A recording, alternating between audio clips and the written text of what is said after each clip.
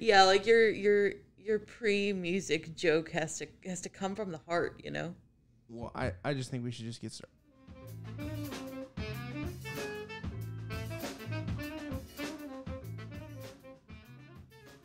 Hey, y'all. What's up? We're back. Franny looks deeply concerned. Not really. I just deeply need coffee.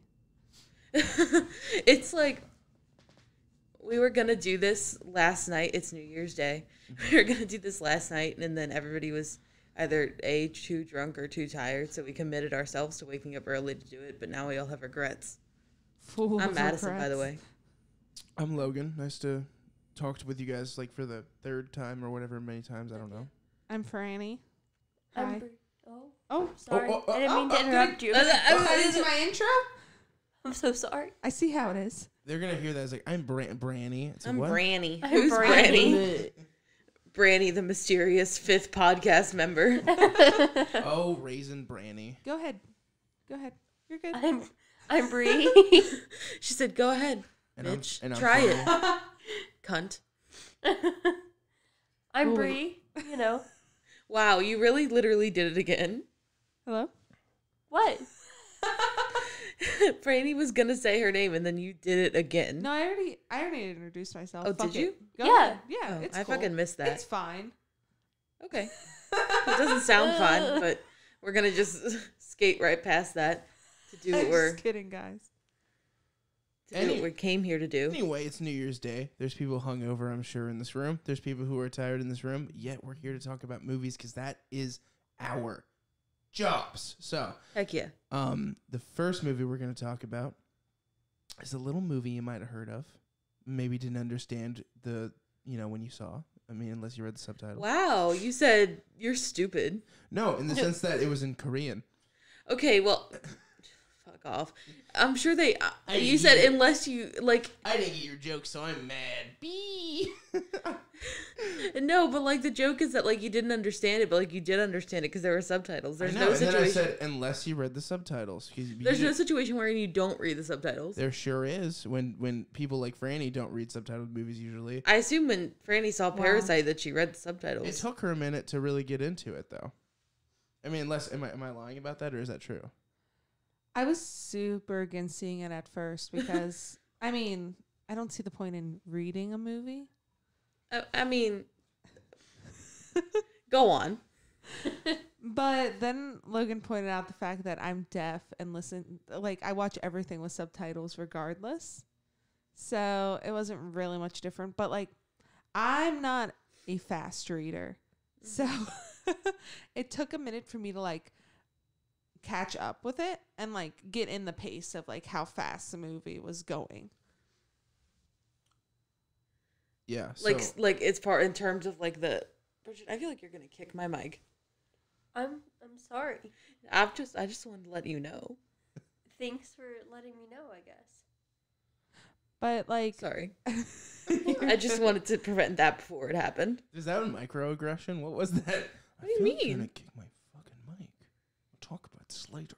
Just felt very scary. and now in there's the just a moment. hand over her Yeah, foot. just like, No, she wanted my hand over her foot, and that's why she was moving it all around, and I felt like she was gonna kick the mic. she's just foot wiggling around. Yeah. all Speaking about. of feet, that's pretty much all you see in the other movie we're talking about. Yeah, we'll get to that. Can you guess what it is? Stay tuned. In about an hour, we'll reveal the answer to the. It's not To in the the magic title of the question. video or anything. It's fine. Oh, you're right. It's true. When I watch YouTube videos, I never read the title. So I anyway, just click on the most bright and colorful thumbnail and see where that takes me. So today we're talking about Parasite, and if you've ever seen any Bong Joon-ho films before, like there's American films like Snowpiercer and Okja, you know that this dude really knows how to craft a film. And the best part is when he does Korean films, because it has that sort of charm that Korean cinema has right now, where it's very genre blendy. There's not exactly like a specific genre to a film. It's all comedy, it's all thriller, it's all horror, because they just want to kind of keep you on your toes. And this movie is a great entry film for people who want to get into foreign films. It's like so digestible. It's like Dirty Rotten Scoundrels if it was directed by like Taika Waititi or Quentin Tarantino. Like, it's very cheeky, but also like super like substantive. Like, it has like so much message in it. So you just saw it yesterday, Bree. Yeah, I did. Your thoughts? Holy shit, was that good? It was good, right? It was so fucking good. And, like, there was just so... There were layers. It was There were an layers. onion. Yeah, taking it to a whole new layer. And... I don't know. It played on my own fears a lot. So. Yeah. Well, that's cryptic as fuck. No, I didn't mean... You mean like literally because you're like afraid of like squatters? Like, you played on your actual fears? Like... Or like your emotional fears, or like both? I don't know, definitely like my actual fears. Like, this is a weird story to tell people. But, Oh, that's the best kind of stories. I'm really excited for this. Great. We can't wait. like 2 years ago, my anxiety meds were not regulated. Like, none of my meds were regulated. It was a bad time to be me. And I was convinced there was somebody living in the basement with me, in my aunt's basement. So I had this fear for like months. I didn't tell anyone because it was crazy and I knew it was crazy. And so I just... Then I got my meds regulated and I said, oh, wow. There's nobody living in my house. So What was I thinking? I was... You know, I checked the floorboards and Ricky isn't there, so things are going well for me. I was convinced they were living in the shower in my aunt's basement. Yeah, I don't know why the shower, but the shower. The shower head? Like, No, just like the shower. Tiny the shower family in the living in bathroom. the shower head. The bathroom in my aunt's basement is unused. Well, the shower is unusable, so it would be shut all there's the a time. family in there. Right, that's their That'd be- home. That'd be so fucked. You're like, hey, could you scoot over? So That's where they live. I watched this movie and I said, "Ah, yes, I shouldn't have." Like, if I had watched this 2 years ago, I would have been highly traumatized. Wait, but like, is that anxiety or schizophrenia? Who's to say? Wow, did you just ask I'm Bridget just if she saying, was I'm schizophrenic? not Where the schizophrenic. friend grown. It really was just like paranoia. Yeah, it was just- induced by anxiety. I think, as far as I know. Well, I was gonna say that's insane, but that seems a little insensitive to say. Yeah, So considering it might I'm just actually gonna, be insane. Yes, I'm just gonna say that's intense. It was really intense. It was a really intense period in my life. I think this movie makes a point that like every haunted experience you have could just be squatters. Yeah, I mean, Yeah. Oh God, then they're living in the walls in this house. Who sounds insane now? hey guys, how are you doing? Oh my The God. squatters in Logan's and Frani's house. If you're listening, please like and subscribe. I very much enjoy. I enjoy the fact that my name came first in that listing. Logan, and I guess Franny's The house. patriarchy is Yeah, real. it's real. It's in all of us. We Wow, all know. I'm sorry. It's Franny and Logan's house. It really is. Honestly, Franny it's- and Logan's house. Honestly, it's Dwight and Mila's house. That's pretty true. Just the That's our dogs. dogs. My little pepperoni. Dwight is currently our do they call it profile pictures on YouTube? Sure. Sure, whatever it is. Yeah. I'm sure that'll change though. But, It's, Okay. It's Dwight's house, and we're all just living in it. like, all right, Anision over there. I'm trying not to. We Please? got up so early for this, and I'm not handling it well. It's so early. It's literally 10 a.m. We It's got, not that early. me and Franny were responsible. Got up at like 9:30. It's 10:47. It's pretty much 11. This isn't that early. It's We not. were up early though. You and I, Yeah, we were. the responsibles. I mean, I knew that when y'all got up, I would wake up because I'm in the living room of your house. True. I just knew Madison would wake me up because that's what she does, typically. Yep. Anyway, what Well, were we saying? Anyway, we got to talk about this movie because we have to go watch another movie in like We're gonna go see 2 another hours. movie. So we gotta get on the shit. Dang old working. Okay. So since I think I'm the most fresh on the movie, not because I've seen it the most recently, but I've seen it 3 times. Yeah. And one of the greatest things about this movie in particular, what's wrong? What is wrong? What is I the problem? burped. I was trying not What to the burp in fuck the is mic. going on? She's just so. Oh my god. Anyway, So, my freaking fiance. Oh my god, she's so. Sorry, would you like me to burp in everybody's ear next time? I mean, I don't really care. ASMR coming next. So anyway, I think that's like the third ASMR joke we've made on this podcast. I'm pretty sure. Like that community is gonna come for us with their like pickles and their really like high res microphones. I mean, bring it on. Bring it. We're taking you down. I'm not afraid of you. One burp at a time. One burp at a time. So the film is about a very poor family in South Korea. I don't know exactly which area of South Korea, but I don't know if we ever even get that information. I don't know if it's relevant, but still. Yeah, I don't know. I mean, maybe if you knew what Korea was like, you'd be like, that's yeah, like, I was gonna say like maybe if you were from South Korea, you would know, but like yeah. For us, we're just like, it's really pretty there, and there's a whole lot of hills, and there are a lot of hills. there are a lot of hills. There's so many hills. So to represent like kind of like the like financial like levels, like, you know, the hierarchy, I guess is a word we could use. There's like the super rich, which are really high up in the hills, literally higher than the poor people in the film. Like when you watch the family members come to this rich person's house, like they're taking so many freaking stairs. Yeah, and then when they're leaving, they're trolling down so many. That was the scariest part for Madison. All the stairs. All the stairs. I get that though. Why for me? Ooh. Is this about to be a on like mic fight right now? Because why? I didn't hear you. Your little foot. Oh yeah, I have a bad foot. She's got one tiny little foot. It's really small. It's not that small. A little foot. It's the same size as my other foot and most people's feet. I just want to clarify. You're just like, don't look at my feet. Please stop. I don't want this to become a thing. I just want to clarify that we are not talking about my feet here. This is becoming a weird one. We're talking about ASMR and feet. Anyway. We're going to talk a lot about feet, I think, today. Oh, God. Course correction. Get it back on track, baby. Anyway, they have to take so many stairs. So, anyway. So, the family in the film that's mainly depicted is a really poor family. Is it the Kim family? Or the Park family? Something like that? No, the Park family is the rich family. Ones, and the Kim family is the poor. Okay. So, we kind of start off with them in this apartment trying to find Wi-Fi.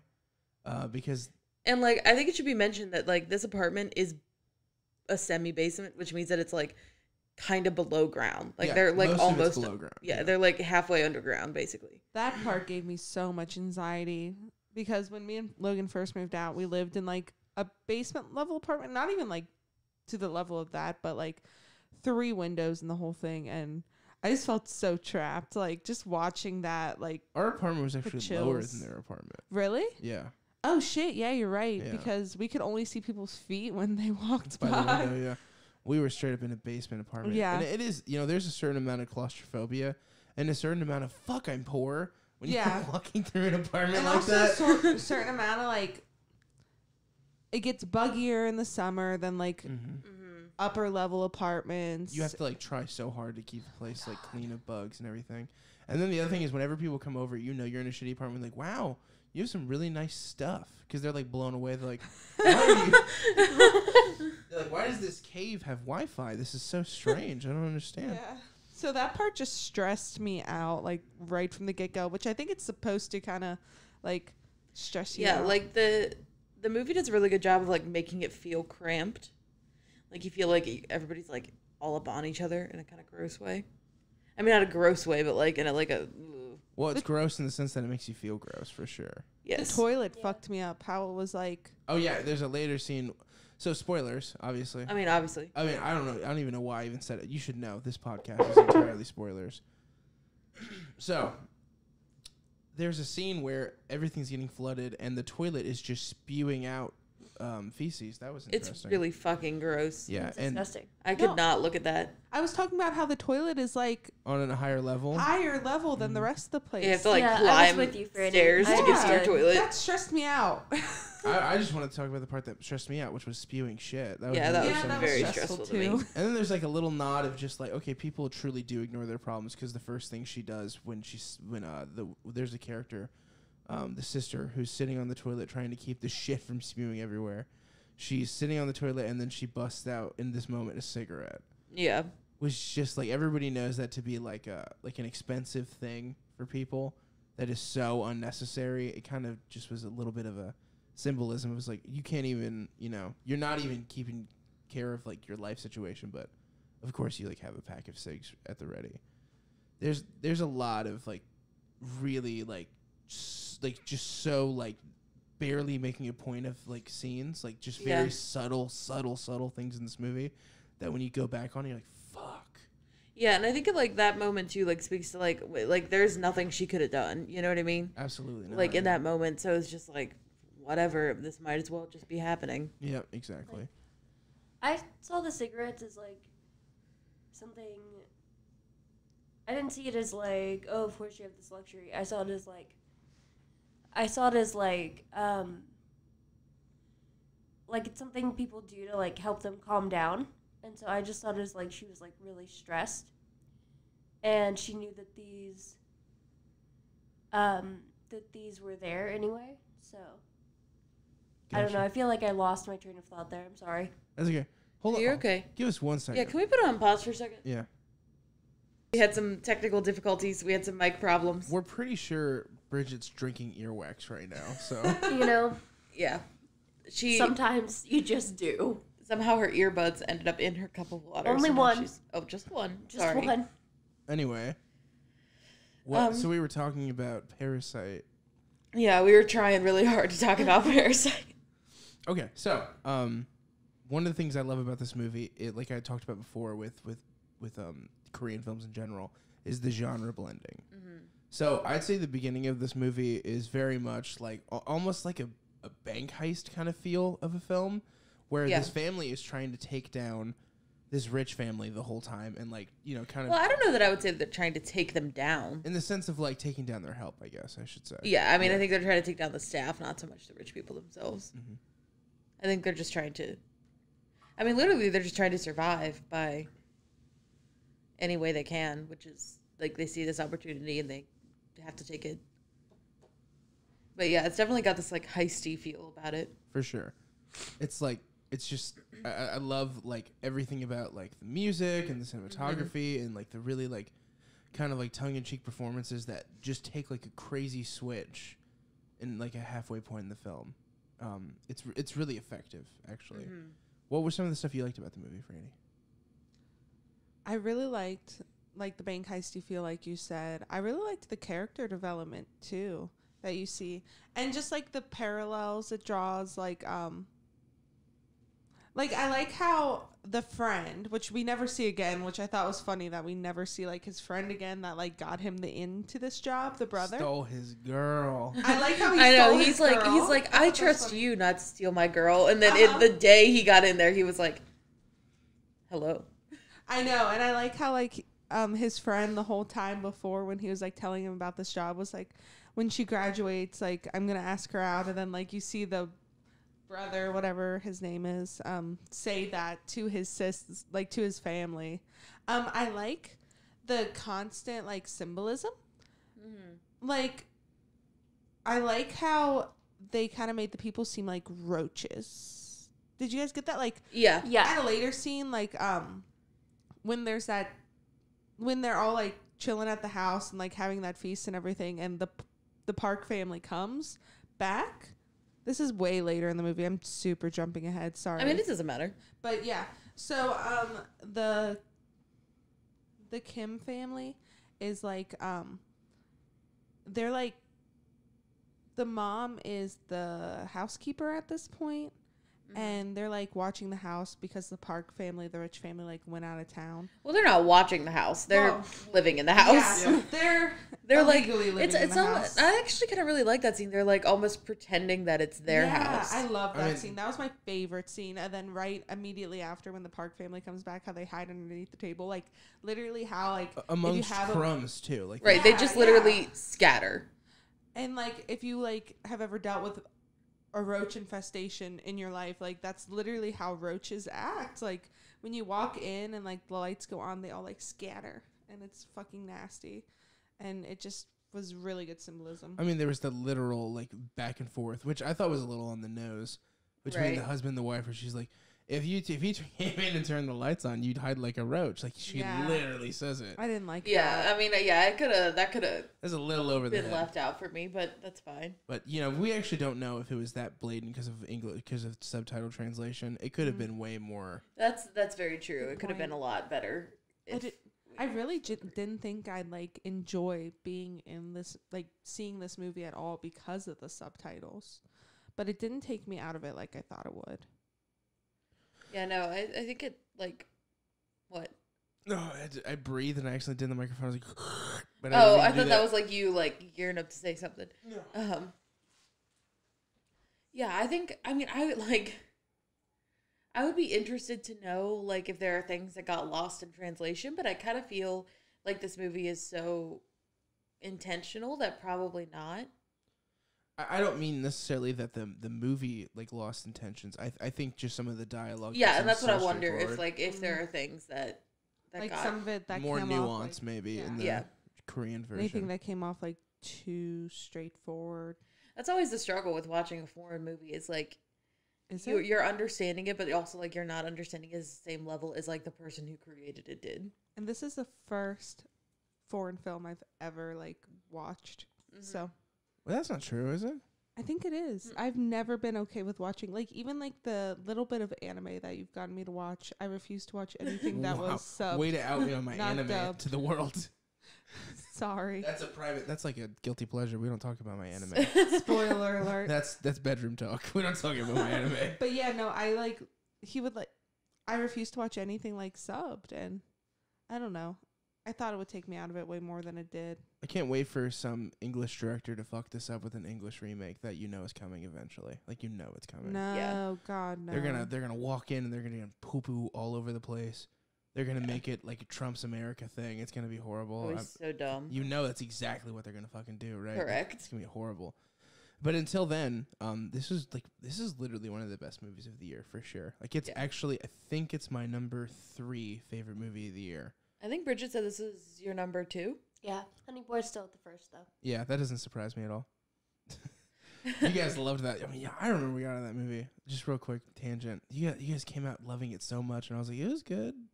It didn't connect with me, but this movie, a lot of people talked about like Joker this year and how it like had like these like little things like the kind of like, like these messages about like class and everything.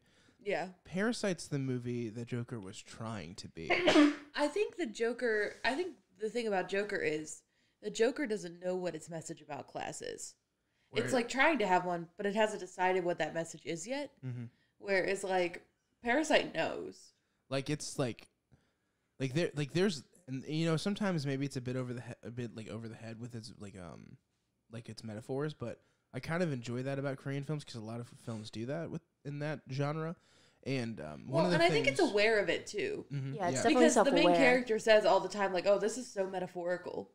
Yeah. Like it knows, Yeah. it knows what They it's doing. do. It's like, huh, get it? But that one of the things, And that I kind of really, like that. I really loved the issue with Mr. Kim's stench, like the smell. Yeah, That was hilarious. So it was funny, but it was also like very much like I did not find a lot of humor in that. That just Really? made me upset. when they were I like also talking in the didn't. next room, like it kind of smells like a bag of trash, like being like that was kind of funny. 'Cause No, he's No, sitting there I was listening, like upset fuck. because he was there listening. I was like, this Yeah. is not even funny at And all. but then he sniffed his shirt and he was like, he made that face. Like, do you not remember that? Yeah, but I just felt bad. I just felt sad about it. You're It too made me nice. sad, too. He's a murderer. Don't be nice to him. He killed someone. I He's mean, not a good I dude. mean, I definitely empathize with him in regards to his life, but but yeah, just like the stench of poverty. which like I had seen this film months before the rest of the people here, and I saw a short showing, and I actually hadn't seen it in so long when I saw it the second time that I had changed the ending in my mind. Like when you watch something and you think it goes a certain way and then it doesn't go that certain way. I literally thought at the end of the film, because of the stench thing, that like spoilers, like at one point Mr. Kim like ends up in the basement due to him stabbing Mr. Park. Mr. Park, and kind of like another character in the film, which we'll get to all that. But I had this imagery where the son comes and he buys the house, and Mr. Kim walks up the steps, which is in the film, but it's like an imagination kind of like, or like an aspiring to kind of visual. But for some reason, I thought the movie ended with like, now that they're all upper class, they smell Mr. Kim and they just start like fucking like gagging and vomiting. I don't know why I thought that happened. I would swear up and down that it did, but I argue that that's a better ending than this film, because that's the one thing where with this movie I walk away, I'm like, the ending was just not as strong as the rest of the film. Yeah, I just like, I also like that ending better. Like, it's not the ending. It never will be. It will never be but the it ending. Could be. But I thought it was. But like, I think I think what the movie says is that like, wealth fundamentally changes you, and no matter where you come from, no matter what your rags to riches story is, like, your wealth is still unethical, and it still hurts people. Yeah. And like, I think that would have been a cool message. There's a morbidity to like insane wealth. Yeah, and like, to have that wealth makes you look down on other people, no matter where you came from before you had it. But I mean, I think that the end of the movie has a message, but a different one, which is saying that like, for most people, that kind of wealth is an unattainable dream. Because he's writing a letter to his dad that his dad will never see. Yeah. His dad will never read that letter. No. And he will likely never own that house. I mean, there's just no way. And so, like, and I think so, like, the real ending of the movie says, like, wealth is an unattainable dream. And I think that kind of works within the message of the movie too. Like, I think, like, your invented ending and the real ending both work. Mm-hmm. Especially because, like, what I took from the movie is, and maybe you guys have different thoughts about what you took from the movie is, but what I took from it is that it's saying poor people are forced to be so desperate to grab just even a little piece of what rich people have, and you would do anything to get it. And because of that desperation that, like, the system creates, that you're so desperate to have even just a little bit, just a taste of what a rich person has, and poor people will kill each other over that little taste. And I think it's saying that, like, poor people, like, we want something that's unattainable, and we'll fight and kill each other to get it. Whereas if we worked together to change it, we would have a little more. That's what I took from it. That's what my, like, lefty Marxist ass took from it anyway. But, like, you know. And as Joe Biden would say, poor kids can be just as successful as white kids. Ooh. Yeah, I don't know if you guys ever heard that one. I did. I forgot about it though. Thanks. What so a yeah, tool. that's my little, like, what I think. But on the note of what Madison was saying, they have a really good symbolism for that during the movie. The dude that's originally in the basement, the, like, original housekeeper's husband, Mm-hmm. Yeah. that she, like, keeps down in the basement and, like, feeds him scraps and everything. He, like, uses Morse code with the lights to thank Mr. Park every day. And, like, Right. he, like, almost worships him as an idol Yeah. because he's a rich man.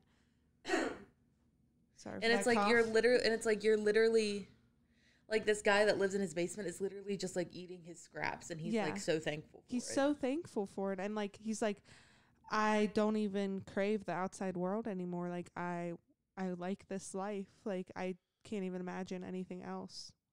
It's just, like, really eerie and really shows what you're saying. Like, he even says, like, he feels like he was born there. Mm-hmm. Which is another nod to, like, being born into poverty. Yeah. Yeah, like, you don't know anything different. And, like, being, like, okay with just, like, settling for it.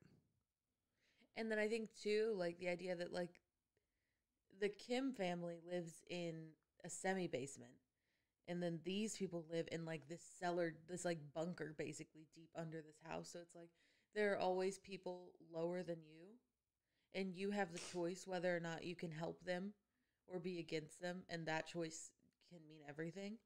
But when you're poor, you don't really have that choice because it's all you can do to survive. which is why, I mean, they felt like Kim asks, like, that the driver that we got fired, basically, like, do you think he's okay? And the daughter says, well, worry about me. We're the ones that need help. Don't worry about him. And I think that there's a truth to that, like, when you're in such desperate poverty, you have to be selfish and you can only think about what's going to help you survive, which isn't to say that, like, poor people are selfish, because they're not. But, like, in these desperate situations, you have to take care of you and your people. And so I think it's like, you know, these people are literally so much physically lower than them. And then they get down there and they've just had this, like, basically pretend game of living in the Park's house. And she says, the old housekeeper says, like, sis, like, you can help me. We can figure this out. And she's like, don't call me sis. Yeah, like, I'm not the same as you. They had that little taste of, like, being just a little bit above them. Yeah. So where, like, they feel more self-important than they do. Right. And she's like, we are not the same. Yeah. Just, like, has to put herself, like, a little step above her. Right. Just says a lot about the class system at all levels. Yeah, and I think that the movie has something to say about those, like, hierarchies and how they divide us, and they don't human serve nature us. along with it, and just, like, the selfishness of being a human.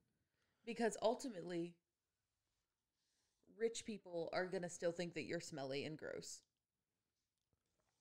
Wow. Like, no matter what, no Big matter oof. how much of a little taste that you get, these people are always going to see you as stinky and gross and beneath them anyway. So you might as well work together. And I think that's kind of what the movie has. It's generalizing everything, of course, because that's what symbolism is. But yeah. Well, yeah, like, yeah, I think I brought up that point to somebody else, sort of like the idea that, like, poverty makes you have to be selfish. And they were sort of like, I don't think that's true. But I think that the movie exaggerates the point to make its point. What's that? Like that? Yeah. Logan was motioning that he couldn't hear me. Well, it's just that you really, and we it was like kind of going in and out. I'm kind of picky when we listen to this podcast. That's why we always stop and do things like that. But so I wanted to say something about Parasite. I think the best part about this film is that it has a lot to say. It has an intro level to, like, people who want to get into foreign films and new films, but also its messaging it's refreshing that a film's messaging is so digestible. Mm-hmm. Like, I love movies that are complicated. I think Lighthouse is a perfect example of the opposite end of things, right? Lighthouse is, like, super, like, in depth, and, like, there's so much symbolism, and you have to work for it and, like, pay attention to it. And, like, in this movie, yeah, like, there's things you have to pay attention to. There's rewarding things to realize and notice, but its message is there to also give a message. So it wants to be digestible. It wants people to understand what it's trying to say. And it does it really cleverly. And it makes you feel empathy for people who, I mean, at the end of the day, these people broke into people's houses, ate all their food, made fun of them, read their diaries, you know, did all these horrible things. But at the same time, it's like, well, you don't know what's going on in people's lives. Right. And you don't know who these people really are just based on a few actions. Same thing with these rich people. You know, there's so much to like about Mr. Park, but at the same time, when he's speaking with Mr. Kim about his wife, he's in a sense trying to give off the vibe of, like, yeah, I don't love her. She's just my wife. Like, she's just a pretty lady that I do the jams with, and he probably is cheated on her, I assume, just based on the way he responds. Yeah, he gets, like, so openly, like, uncomfortable with Mr. Kim, like, just, like, being like, oh, like, whenever Mr. Park complains about his life, he's like, but you love her, right? And Mr. Park gets so butthurt about it. He like, really does. Like, you're dude. getting fucking paid right now, asshole. And, like, honestly, Mrs. Kim or Mrs. Park was, like, one of my favorite characters because I love her naivety. But her naivety and her ignorance is actually also an issue because she literally, I mean, Mr. Park is working all day, and she's really there to, like, protect her kids. Like, that's her main objective, her main job. And I feel like her naivety got all four of these people, maybe 3 out of 4, I guess, into this house, because the housekeeper thing was due to Mr. Kim giving a card to Mr. Park, but overall, it's like just plain naivety. Just because she has nothing, she has no cares in the world. She doesn't need to think critically, because things are given to her. Right, and it would never occur to her that somebody's out to get her. Yeah, she just assumes that like I'm a good person. I take care of my kids. I'm taking them through tutoring. She probably does a lot of charity stuff like a lot of rich people do. She clearly wants to help like the less fortunate too, and like gives these jobs to like she wanted a college kid to teach her kid, and like college kids are. I will say that money. I think like in this culture, like college is something you have to be wealthy to attend. Absolutely, yeah, because he was in the military, and Because I didn't really see her as trying to help people less fortunate than her. well, I wouldn't go as far as to say that, but she does come off very much like a super nice, and like she grounded did make person, but she's not. But she also like fetishizes poverty as well. Like what gets her off is saying like buy me drugs. Oh, that was both of them though. Oh, I mean, yeah, both of them. But she was a I mean, I see both points. She did make a point to say like that their original driver, she was excited to help a young like up and coming guy be a driver. I don't know. I mean, I don't know. I see I'm reluctant both to give her ends. too much credit. look, my point being is she's a super likable character on screen, but she is, in a sense, like has this horribleness to her as well. And the great part about like Bong Joon-ho is that he was able to take these characters. There's something to hate about every one of them. Yeah. But they are all people that, I mean, I'll say this, even Mr. Park, I was like, okay, he didn't deserve to fucking get stabbed and killed. You know what I mean? At his son's birthday party. Yeah. You found a way to empathize, but also kind of feel also, anger like, you towards every understand character. why, like, yeah, definitely. No, for sure. He can't even get past like the smell thing. Like, you know, you see him going to get his keys so that he can get his kids well, to the also hospital, there is a double layer to that though, because what I took it as, it could have been that I mean, obviously the understanding that the director wants us to have is the stench being the issue, because that's what obviously Mr. Kim attacks him for. But also, at the time he was plugging his nose, it should be mentioned that he was moving a corpse. You know what I mean? Yeah, but it's like a dead body. Like there is that estimate where you don't know for sure that he was plugging his nose because of Mr. Kim's scent in that moment. I don't think it was Mr. Kim's scent. I think it was the poverty scent, right? Or I saw it different. the other man's scent. I saw it as like his selfishness for like not even thinking about helping Mr. Kim's daughter. Oh, that was definitely that's a piece all of I it. saw. I didn't. But that's I not why didn't even Mr. notice it. Like plugged his nose. Mr. Kim didn't care about that. Well, he did, but the snapping moment was when Park plugged his nose again in that moment. And it's like he had to snap. Like, you understand it. And I didn't even catch that. I'd already dealt with Mrs. Park, like, plugging her nose in the car ride and, like, opening the window. And so, I mean, like, you notice these things. Like, he was definitely aware that she was doing this. You can see it on his face that it really bothered him. And so I think that, like, with the added, like, he had already dealt with that. And then Mr. Park, who I feel like he kind of, like, respected, like, plugged his nose as well. And then it was just all over. And so another thing I wanted to bring up, too, was the Morse code thing. I need to understand what happened here. So is it understood that the kid went down to the basement and untied that man? I mean, that's my understanding. It's just so strange, because if he went to untie the man, why did he pass out when he saw the man again? Because that was the ghost that he saw. So what happened? What was the point of the Morse code? Well, I think moment? his passing out was more related to the fact that he was running at Jessica with a knife. Sure, that was definitely a part of it, but it just seems like, also, if he let him loose, wouldn't he just, like, let him come upstairs? You know what I mean? I mean, God, I don't know. But that part of the film just feels so poorly written to me. I think it's supposed to be kind of like there's no clear answer, you know? I don't think so at all. I think in his head, the ghost, like in the kid's head, the ghost only exists in the basement, and like seeing him come up, that's kind of how I caught it. Like he doesn't. But he went to the basement and untied the ghost. Exactly. I don't know. Like, Bridget, how did you in your mind figure out, like, that came out of my mouth wrong. Like, how did you in your mind, like, what was your personal explanation for how he got up? I honestly didn't even think about it. I didn't actually like put it together.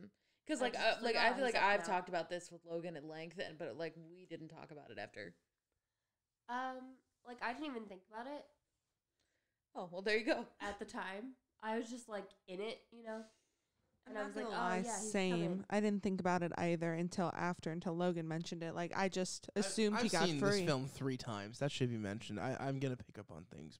I mean, even on my first watch, I was like, so I guess the kid untied him, It's strange. It was a strange thing. It was very strange. and then also it's like, when would that have happened? In the night, like, because it wasn't like there was still time in the night for him to do that because he came back inside, wrote it down, and then assumingly he went back in the tent Yeah. after that. Yeah, no, I think he definitely saw the Morse code, and I presume that he. I mean, you can see him writing the Morse code Right. down, so you're to assume that he got the message. I was maybe there's like a deleted scene that we might get of this. I mean, I think that it's a problem when you're like hoping that there's a deleted scene to Mhm. explain something that Yeah, didn't make sense. yeah. I mean, I don't know. Yeah, I think maybe if we had that scene though, it might make a little bit more sense. I like that it didn't. and then there's the whole thing where like the crank was still where he left it, right? Because remember how he moved the crank and then he went and re-got it. So did the little kid grab the crank to pull it open and then put it back exactly where it was in that high shelf? I feel like the kid maybe didn't grab the crank at all. Then how did he get down to the basement on time? I think you could. Well, you can open it from the outside because that's what what's his name, Min, the older No. son, Yeah, who they call Kevin, but his name's not Kevin. yeah. No, Mina's the friend, Oh, you're right. but Whatever. Anyway, The but, like, names are not. I'm not gonna pull those names because I truly. It's been like even with just recently seeing it, the movie changes the names and it's not. Yeah. Yeah, but anyway, like I mean, he's able to pull the thing open on his own. Yeah, I guess. I don't know. It just seems but then he closed it. Like it just seems like there. No, he didn't close it. The guy chased him out. No, I mean, I guess you're right. I don't know. It's just it is kind of confusing. I'm not entirely sure even now how that all went down. Yeah, I mean, like if you don't think too much about the logistics of it, that scene is really, really effective. I feel like he was more concerned with passing his message than he was with keeping like, continuity errors out of the film. I think he was. Yeah, and like that's fine. Mm-hmm. I mean, it didn't like Bridget said, like when you're watching it, you're in it and you're not that worried about it. Mm-hmm. Well, anyway, does anybody else have any more thoughts about Parasite? Because I feel like one of the best things about this movie, like I said before, is just like you can see it and you get it. Like there's some symbolism that you can like you can really digest later and think on more, but the overall presentation is entertaining. Yeah. As well as the message is kind of easy to digest. I don't know. I think like right after we saw it, Bridget and I talked a lot about like the cockroach symbolism, and I know we mentioned that a little bit, but like I was wondering if maybe you had more thoughts on that because we kind of talked about it a lot. oh yeah, so it's hard sometimes to not talk about movies before we start Correct. recording the podcast, and so I forget what I've mentioned and what I haven't mentioned, which is a problem. But I really like bugs. The fuck is going on? She Okay. likes bugs. You Let like- her get to it. Okay, I'm sorry. Go ahead. I really like bugs, and so like I didn't see like the cockroach thing as a bad thing. Like cockroaches. What? You've Well, never in a dealt way. with cockroaches Yeah, then. dude. Well, like Well, no, Our like, basement like, level okay, apartment. so we saw this with Ooh, another girl. person, Bridget and I, and they kind of said like, "Oh, I don't know, like I don't like the imagery of portraying poor people as like roaches." And so and It's uncomfortable. Okay. I mean, like let her go. Let her get to it. She'll get there. However, like my thing is cockroaches are so fucking hardy. They're so goddamn hardy. Like nuclear fallout, they can survive it. Like I've always been told not to step on a roach because it might be pregnant and if you step on it, then the babies are everywhere. And, like, that's how I want to be. That's how I kind of want to be in a way. Like, it's weird, but, like, You want to be a pregnant roach? I don't No. understand. I just Like, want to be I wanna- stepped on. I want to be that resilient. Is like- my point. And I don't know. I mean, maybe that's a part of it. I just personally see it as like gross bottom feeder, you know, like that's like in every nook and cranny kind of thing. Because if you've ever had roaches, Yeah, I mean they get everywhere, but I and think they stay alive in no matter what. Yeah, and I think that's the point that Bridget was trying to make is that like Yeah, no, I agree. the definitely. metaphor of them being cockroaches is not like a negative thing on them necessarily. Mhm. It's just like it's one, the literal fact that they just have to be in the shadows all the time, and then two, just their resilience and willingness to do whatever. Because like you see their house like totally flood, and then the next day they're back at their jobs like it's normal, even though they've just literally lost everything. Yeah, I mean, I don't know. I like bugs. I think they're cool. Yeah. I just like bugs. I just like bugs. I like your take on that though, because I just have such an adverse reaction to bugs and cockroaches and fucking hate that shit. But that's a good point that I didn't even think of. It does show their resilience. I think it's supposed to be really uncomfortable symbolism though, and Yeah. kind of like Yeah. show how. I bet a lot of people didn't get what you got out of it. Yeah, I'd go ahead and guess that you're in the 1%. Yeah. Yeah, I mean, that's fair. She said, I'm- "That's fine. I'm different, bitch." But I like that you got that out of it because that makes me see them in a different light. Also, if you guys like bugs and metaphors in regards to bugs, you all should check out my piece, Unlivable Things. She wrote a piece about that. Hold on, did she just plug herself? Oh, she just plugged it. I just plugged it, baby. I'm gonna have to edit that out. I'm just kidding. No, No, we should we're put a leaving link in the Bridget's bio plug about in. that. You Link. should read it. Link in If bio. you want to Link know in bio. way If you more- want her to write poetry to you about bugs, subscribe to our Patreon. Bridget will write a custom-made Haiku. poem about Can you a write haiku. You will also get I could do a haiku. you will get an autographed picture of our dogs as well. Yes. Autographed by the dogs. Yeah, because Correct. fun fact, our dog is a bug terrier. Oh, he is a Hey. bug, isn't Is he? a bug. Hey. Wow. And our other dog is the size of a bug. Yeah. So, Correct. okay. Um, Is there much more we want to discuss with this? I kind of wanted to ask what you guys thought too about like the big rock. The geode, dude. I know it's like loaded with symbolism. I feel like there's like a lot of takes on that.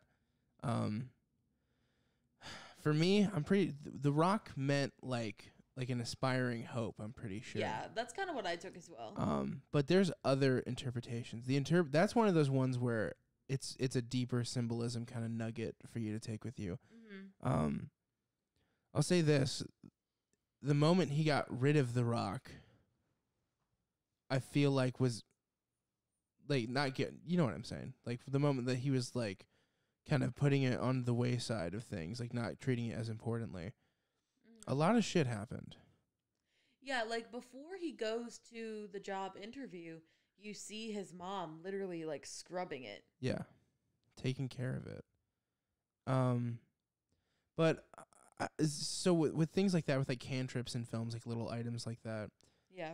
for me, I think the movie is exactly the same, whether that cantrip, that item is in the film or not. Yeah, no, I People agree for love that geode thing in the film. That's I what you also see. love that geode thing. I For do me, too. I'm just like, I get the movie already, but I'm not saying that's an issue that's there. I just don't see like an importance with it. I like it because there's like a few different ways to interpret it, Yeah, is what that means. it's like for the that little nugget of figure it out. Yeah. Yeah. And I mean, he says multiple times this is so metaphorical. Like he literally tells us it's a metaphor. Yeah. That's exactly what I was going to say, what Logan said, where, like, I could have done without the rock and understood the whole movie just Yeah. fine. But I mean, Like, I didn't see the point. it is something extra that I Yeah. think can Yeah. benefit I it. just But feel like it's like I think shoving symbolism in your face that doesn't need to be shoved in your face. I don't know. I Yeah. think that it gives us one of my personal favorite lines in the movie, though, in which they are in the gym after their house is flooded, and the dad's like, why do you keep clinging to that rock? And the son says, it keeps clinging to me. Yeah, I mean, Like, and that's one of my personal favorite lines. Yeah, and Just I think because it's like, I love it so much. yeah, I think it's, and I think that kind of lends itself to the like the idea of it being a dream. Like, why do you keep clinging to this dream? Well, like the dream's clinging to me. yeah. That's a good point. So Yeah, I mean, I guess before we like, you're trying to move into the home stretch I here. literally, I'm just thinking like, with this movie, I think that it's actually as great as it is. It's kind of straightforward. Yeah. Like as far as symbolism goes, it's not like insane with like so much everything. It's just a really well crafted, really enjoyable film that is a great entry film Yeah. for people who want to get into foreign films. So I guess my question is then for the group is, are there things that we didn't like about it? I think I've already expressed kind of what I didn't like about it. I'd say the only extra thing that was like, I'm not too hot on that, is just the fact that the character of the friend is just he's plot juice. Mm-hmm. You know, he's there, he begins the plot, and he's gone forever, I kind of Yeah. thought that was never funny. to be seen again. How I don't know. I intense. think it would have been good to get his reaction to what the family did. I don't need like a whole scene about it, but just like a passing moment, you know, like he couldn't have visited him in the hospital during like his laughing fit, just to give us some like full circle. Like I get that character wasn't very developed, but he was very important. I mean, he was plot juice. He was a thick bottle of 100% concentrated plot juice. Like the other thing that I didn't like you talking about the laughing fit, the one thing that I didn't like about the movie is I didn't really like the whole voiceover thing. Yeah, Like, they when he was really were like, all right, like, let's tie this ever up. since this happened, I haven't stopped laughing. Like, I don't need that. I don't, there's very few voiceovers that I think, like, yeah, wow, that movie really needed that voiceover to be there. It's just, like, I just don't, like, I feel, like, especially because we've had no narration from him in the past, so, like, who's he talking to? Like, me? I mean, wasn't he writing a letter to his father? No, not at that point. He didn't start Not writing at the that letter to his dad until he climbed up the mountain. That's right. At that point, he was just saying, like, I just kept laughing. And, like, I don't know. Like, who are you talking? You talking to me? Are you talking to me? Are you talking to me? So, yeah, like, I don't know. I just am not a big voiceover gal. I just think that they're usually unnecessary and that there's different ways to say what that voiceover is just telling me. So I wish that could have been shown differently. And I think that a way that could have been shown differently was having Min be there. Yeah. Like, maybe you're just talking to Min instead of, like... That's what I'm saying. Yeah, definitely. Like there was just so much about the ending that was very much like, all right, let's wrap it up. Yeah. And then the other thing that, like, kind of alongside that, more so the first time I watched it, because I've seen it twice now. The first time I watched it especially, but less so the second time, just some pacing things. Like, there are times in the movie's, like, really, really high energy, and, like, you're super stressed out, and you're, like, really in it.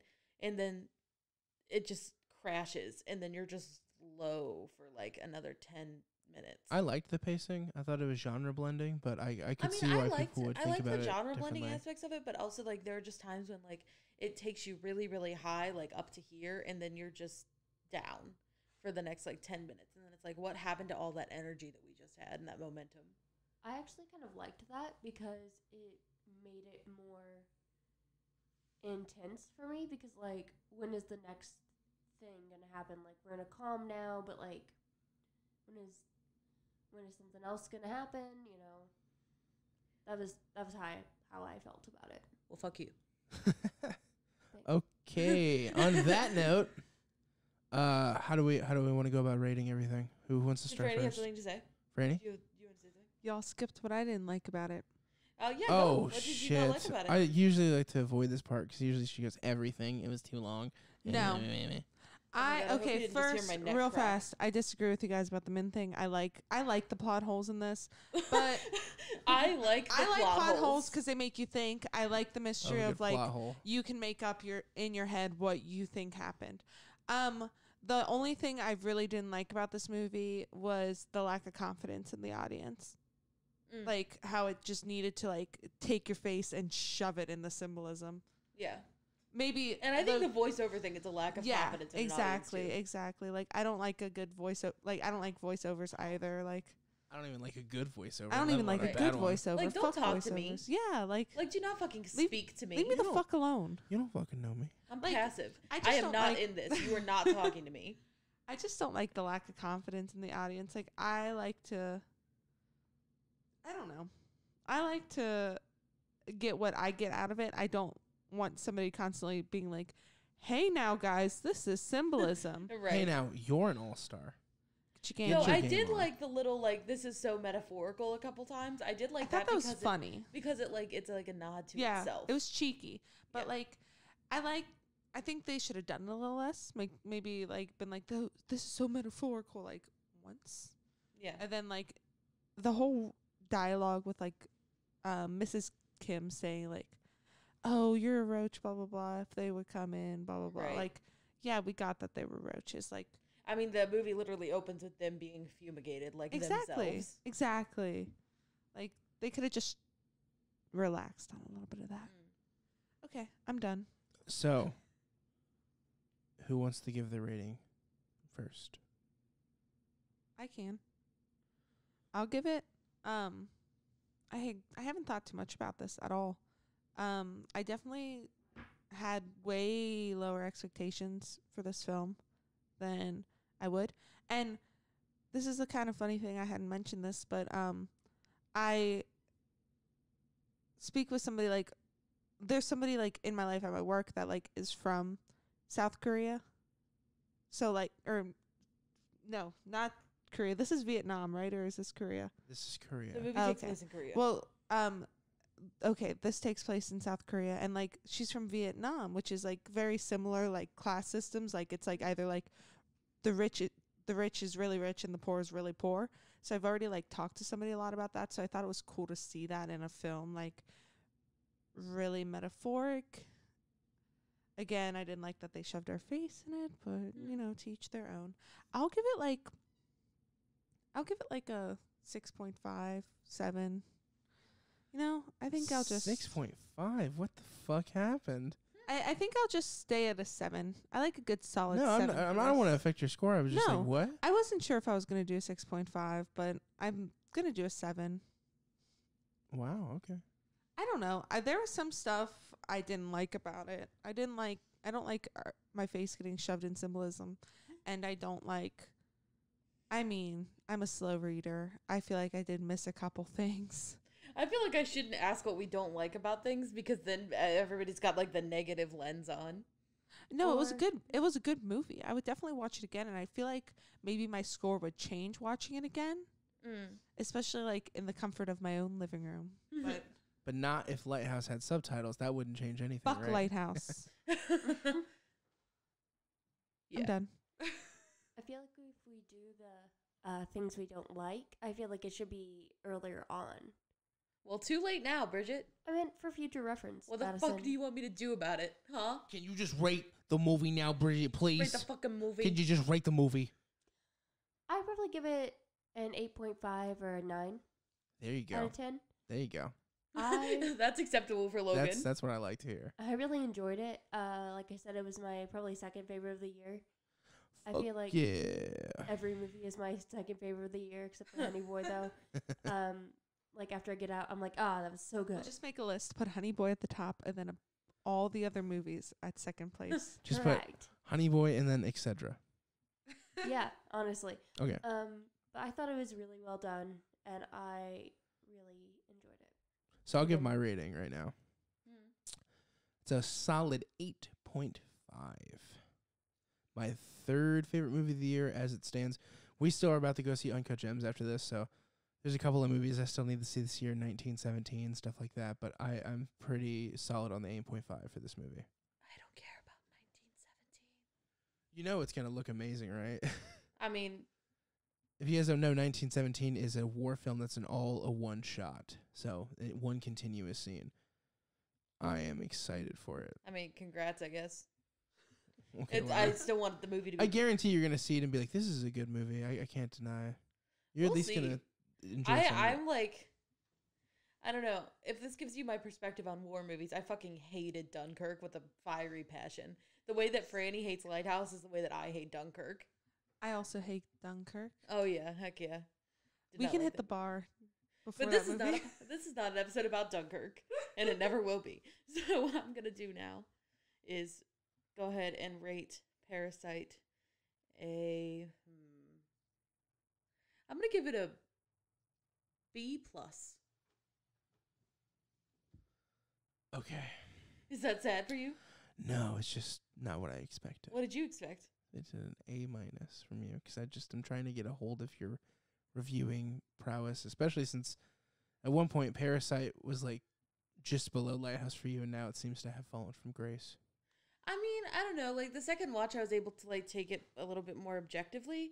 I feel like a lot of times on my first watch of things, like I'm really in it, and it makes me feel a little bit more hyped about it than I maybe actually am. But I was really like riding the line, like, do I want to say B+ or A-? And I just kind of, I don't know.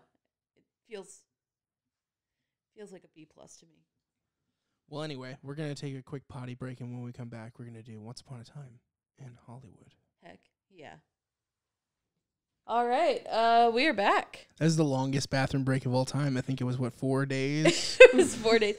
So what we said we were going to do is we were going to go and see Uncut Gems, and then we were going to come back and finish recording about Once Upon a Time in Hollywood. That's not even what we said. I said we were going to use the bathroom. Is that what we said? Because I didn't know it was in time. It was already is time what for we us to said. see Uncut Gems. Okay, so we said we were going to go to the bathroom, and what actually happened is that we saw Uncut Gems, and then we had to break into Franny's car because she locked her keys in it.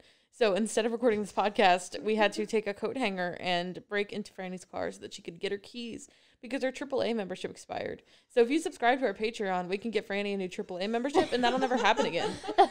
Yes. Although exactly. we all learned how to break into a car that day, and really Bridget and Madison were the champions on this one. So thank you guys. Yeah, fuck me. I wasn't able to do anything. Hey, I shoved a shovel in between my door, and thankfully it was real easy to do because the weather stripping on the side of my car just peeled off a couple weeks ago. So good timing. Yeah, it was great. I felt very triumphant when I unlocked the door. It was a really good moment for me. We all cheered. It was great. Yeah, but we didn't record the podcast, and so that's what we are here to do now. Yes. So it's been a weird time. So what movie were we talking about, guys? We're talking about Once Upon a Time in Hollywood. Guys. Yes. Quintino. Quentin Tostinos. Quentin Tostino. Yeah. Directinoed by Quesadilla Tortellini. So this is Tarantino Old Boy's 9th film. And you can definitely get that this is like a veteran filmmaker just in the way that he actually, like, the film itself is about Hollywood and filmmaking in the first place. And I think this is the perfect movie for him to be making at this time in his life with how much he's accomplished. But I'd say it's definitely not even in my top 3 Tarantino films. I don't know how you guys thought about it. I liked it a lot, but it's not even like in the top 3. I mean, it's no Death Proof. That's for sure. I really don't like Death Proof. He's wrong. I guess Now, I want to say this is the only, that's a lie. Bridget has, prior to watching Once Upon a Time in Hollywood, Bridget had seen Kill Bill Volume 1. And then we never watched Kill Bill Volume 2 because evidently she wasn't invested enough to know what happened. And I think it was taken off Netflix. We just never watched it. I was invested, to be fair. I was very invested. You weren't. I was tired. Whatever, fuck off. She also fell asleep during Reservoir Dogs, which is my favorite movie of all time. So Franny, I didn't mean to. it still happened, and I'm still hurt. Are you really hurt? Yeah, I'm really hurt. That's my favorite movie ever. You can watch it. Oh, I've seen it.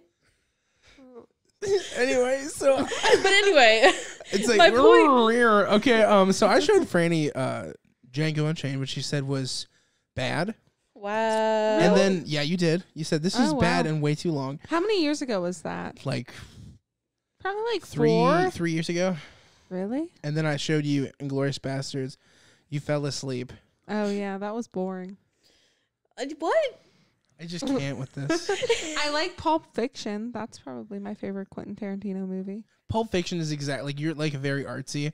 Pulp Fiction is like the art student's favorite film. Like It is. It's so like, non-linear. It's like every film bro's like favorite movie. It really is. Okay, I never said it was my favorite. My favorite is Twilight. I'm also but that's not just calling a you good a one. film bro. I'm just saying it's the film bro movie. I'm definitely It's not like, a film bro. Oh, I love Pulp Fiction and like Fight Club and shit's so cool. That's so accurate. It's like I like Big Lebowski, Fight Big Club, and Lebowski. Pulp Fiction. And there's nothing wrong with it. I love those movies. I'm just saying, if somebody lists their 3 favorites, you kind of know who they are. You just turn and you walk away. But Yeah, if I talk to a man and he says his favorite movie is Fight Club, I just leave that conversation, and you should too. Or Clockwork Orange. Oh, true. That's another one. I've never seen that. You turn right around and you hightail it out of there, baby. if that's somebody's favorite movie, there's definitely like a dementedness to them too. That is sus. I've never seen it, but I've just Like, I mean, you should heard. see it. you It's should, great. You should still see it, but if that's your favorite don't- movie, I don't like know you if I need to can evaluate some handle things in it. your life. I've never seen it either. We can watch it. I don't mean, know if I'm I don't know if I'm down for It's that. just like real rapey, like extra. Yeah, it's rapey. like yeah, it's that's not. maybe not for me. Like Yeah. how much rapey though? Like Stanley, Like a lot. I'm sure Like a Kubrick lot, was I've like, heard. "Man, this is my rapiest movie." I'm sure he said that out loud. Which is kinda saying he's on something. set one day and he's like, "Man, there's like 1, maybe 2, maybe 3 buckets of rape all over this movie," and it's just like, God, Kubrick, please, it did not need this much. It Like, did you not need didn't- this much. Nobody asked you to do this. Yeah, but it was powerful though. To say, was good. but not for those reasons. But we should talk about Once Upon a Time in Hollywood. But the reason that I brought up that Bridget hasn't seen a lot of Quentin Tarantino movies is because this movie feels like a Quentin Tarantino movie, which makes sense. He made it. But like also in a way that's different from some of his other movies, at least I thought. It was a little, I don't know. I think it like almost it held itself back a little more, It felt like old Hollywood. which I loved. It felt like someone took a 1970s film or a late 60s film, put it through the OLED 4K like filter, and it's like a time capsule. It's so reminiscent of that time, and it's kind of like Tarantino's like the last staple of that kind of filmmaking, which is weird because he's like 90s early 2000s filmmaker, but yet But he loves those movies. yeah, it with all the Avengers Endgames and Birds in Disguise films coming out these It's days. Spies in Disguise. Fuck you. Whatever, dude. I'm not going to see that fucking movie. It looks horrible. Okay, don't. I won't. But my point being that those are the kind of movies you can expect now. And for those who enjoy those, that's awesome. I enjoy blockbuster films. I like a good popcorn film. But not Spies in Disguise. But I'll say that this movie is kind of like a last bastion of like, this is what it means to have like a Hollywood star in a film. It's got Brad Pitt, Leo, it's got Margot Robbie, it's got all these like super high list, like A-lister celebrities, and they don't make movies like that anymore. So that was kind of refreshing too. Yeah, and like, not to say that they don't make good movies anymore, but like they don't make that kind of like old Hollywood feel movie, and there's something to be said for that. And so like again, the reason I brought up that Bridget hasn't seen many of Quentin Tarantino's movies is like even as much as I'm critical of him, like I'm kind of on Quentin Tarantino's dick sometimes, because like Reservoir Dogs is my favorite movie, and it's like the movie that got me into watching movies. So like for better or for worse, I'm like on the man's dick, and I can't help it. Even his worst films, I'm like, still like yeah. like I don't like Death Proof. Like fuck off though, because Death Proof is Well, good. okay, let me finish what I'm gonna say. Or like Hateful Eight, like these movies are not perfect, Yeah. but like they are still miles better than the standard film that's produced. So it's kind of like an event, like when Tarantino puts out a film. Yeah, it's like a whole big thing. Like I remember because this was like the height of my like Tumblr movie person phase. So like I remember when the Hateful Eight came out, and like I was like beyond excited. Yeah, it was crazy. I saw it in 35 millimeter. I'm still upset that I didn't get to go see Hateful Eight in 35, and it makes me upset to this day. I still think about it. I was like, I got chills down my spine. I watched it at home with a friend, as in at home, my home city, not at home in my home. Yeah, yeah. You have a 35 millimeter projection Yeah. system in your home. Ooh, why are we doing a podcast? Yeah, if you guys support our Patreon, I'm gonna get a 35 millimeter in my home. We're gonna turn this fucking house into an art house theater. Alamo Draft watch. House. We'll cook you some food. Hell yeah. It'll be great. See my dogs, but no. And I remember, like, I even had the presence of mind to know I didn't like the movie that much when I left. But I still was like, that was a fucking, like, just a chilling experience. Like, that was great. Yeah, I did not see it in 35 millimeter, and I still felt that way. I was like, man, like, there were things I didn't like, but I was still like, wow, like, I just saw that movie, you know? Like spoilers, but the Channing Tatum bit in that film is Oh, just yeah, like, that is a great moment. I'm just like, that is so fun. Like, that's something I, like, even though the movie did so much of what built up to that, I didn't expect it. And that's with Tarantino's film now. He does things in his films that subvert your expectations, even though after the fact you go, that was such a fucking Tarantino thing to do. You're not always predicting what it's going to be.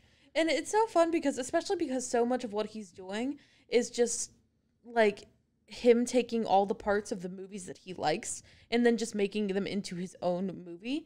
But then yet you still don't expect the things that happen to happen. And so, like, it's really fun when they do. But I guess my question was for Bridget and Franny was like, not being a Quentin Tarantino person, like, how did you feel about this movie, not knowing a whole lot about, like, how this director works and or, like, not liking or falling asleep during your attempts to watch him? That's a dig at both of you, by the way. I didn't fall asleep, okay? You just said that you did fall asleep during Inglourious Basterds, did you not? Not during this one, though. Well, That was yeah, boring. but no, I'm this just saying movie that was good. Well, no, I'm just saying that your other experiences. Yeah, true. But I Also- didn't fall asleep during Pulp Fiction. Well, there you go. But anyway, I mean, that's a question for both of you. Go ahead, Bridget. So I wasn't expecting it to be as long as it was, and I really had to pee.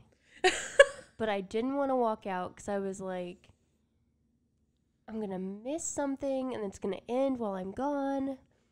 And it Should have wouldn't done have. it during the Bruce Lee fight. The Bruce Lee fight was cool. It just wasn't as great as the rest. It was I liked it. The issue with my we're gonna get into it now. Hey, aren't we? now I didn't get Movie No, but bag. I want- no. I got things to say. No, I want to let them Wow. answer the question first, and then we can get back to the Bruce Lee thing. We were on. Okay, I understand. So I kept being like, all right, well, it's gonna end soon because it's been a really long time, and then it didn't end.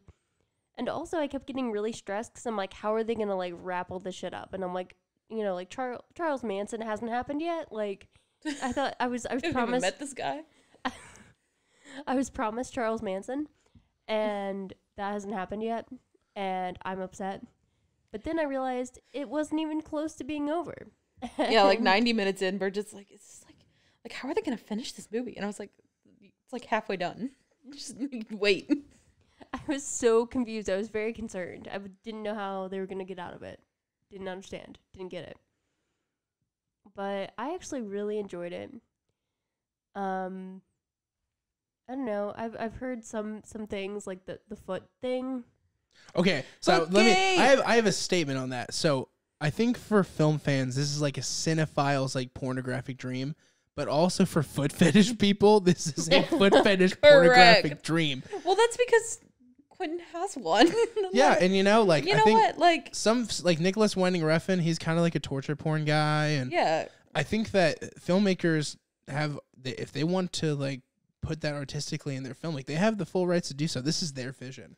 yeah. I mean, like, they're people. Everybody has fetishes. If you So- want feet to be in your movies, like, that's fine. So for all the but foot we're haters we're out gonna there, meme on it. Like, everybody's gonna make fun of you for it. We But saw for- a lot of feet in this movie. But for people who said that Mhm. that Tarantino was like abusive with that or like inappropriate, like fuck off. I mean, I think that like this sounds bad, but I think that if you're an actress and you're like signing up to be in a Quentin Tarantino movie, I think that you kind of know that you're gonna get your feet Yeah. like lingered upon, and like that's something you have to decide if you're okay Yeah, with or you're not. you're gonna step in some mashed potatoes. That's what's gonna happen to you. And you know, if you're not cool with that, you don't have to take that job. Be integral. Walk away from that. I think Hollywood's changing, and it'll take notice if you feel like there's like something inappropriate you're being forced to do. But I also, from what Tarantino said, he's not gonna ruin somebody's career over No. things like that. Like there are things that what's that guy's name? The Death Proof guy. What's his name? Which one? The main guy in Death Proof. I always forget his name. Kurt Russell. Kurt Russell. Kurt Russell said no to things with Tarantino before, and Tarantino's been like, okay, let's work something out. So I don't know. I wanted to get that out of the way because I remember people poo-pooing on this movie literally for the foot stuff. I mean, I think it's just a joke. I think it's just something that people There is a lot about. of it, though. I mean, a girl literally points with her foot. Oh, yeah. There's a lot of feet in this movie. Dirty feet, too. Like, a lot of dirty feet. Like, a lot of dirty hippie feet, you know? Yeah. But then you get some Margot Robbie foot in there, too. So, like, I don't know. It depends on what kind of foot you like, if you're into that. What was that, like, an approvable foot for you guys? You're like, oh, the Margot's feet are fine. I mean, I would prefer little to no feet, but, like, that's just me. So, like, yeah, it's like Ed Norton's feet or Margot's feet. You're going to be like, well, let's go with Margot's feet.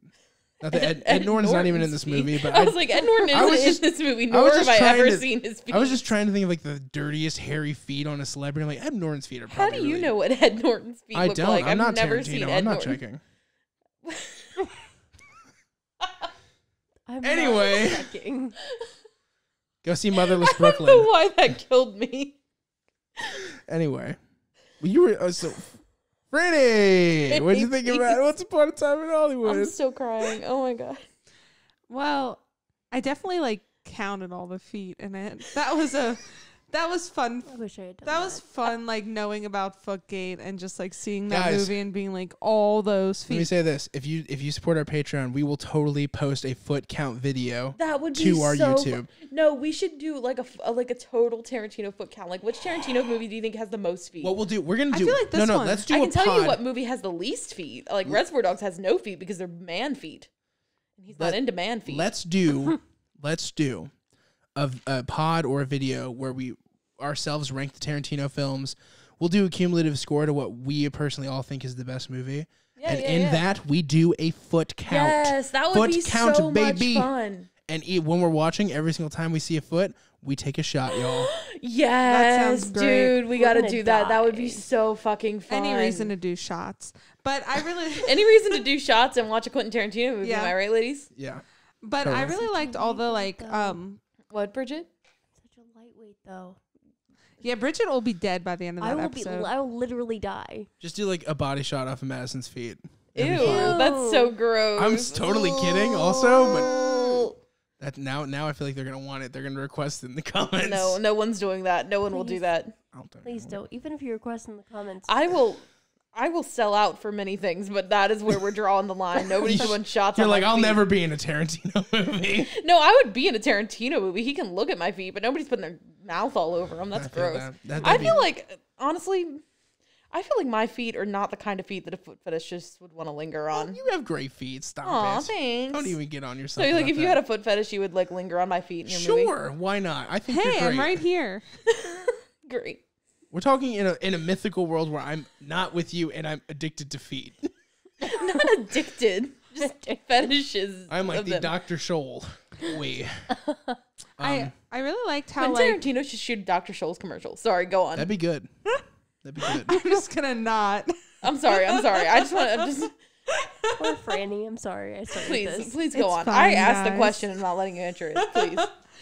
Okay, so I really liked how like depictive it was of the time too. Like I really liked the Manson stuff. I loved the ending. How like he rewrites history. Wow. You told me I was like, that was so fucking He cute. rewrites history. oops. But you told me he's done that in like different films of Yes, his. the one you fell asleep during Inglourious Oh. Bastards. Well, And Django Unchained, I which don't you care didn't about like. that. And Django too. Yeah, that's right. But I really liked this movie. I really liked all the different storylines. I love movies like that have like different storylines and like you're waiting to see how they all connect. I don't know. I just thought it was a really fun movie. Yeah, that's and like the connecting storylines I think is a very Tarantino-y thing. And so like Bridget, did you feel that way? Like I think Bridget was anxious about these stories connecting. But if you watch a Quentin Tarantino movie, like you kind of know that these events are all going to converge. In some way. Like Pulp Fiction is the Yeah. example of like when it's non-traditional but it still happens. But yeah, the events all kind of come together in a weird way. I was really anxious about it, and it's dumb because I'm a writer and I should be like, they know what they're doing. But I was still like, how the fuck are these people related? Like, She's like, who is this Ooh. up and coming tarantula guy? I don't know if he can pull this one off.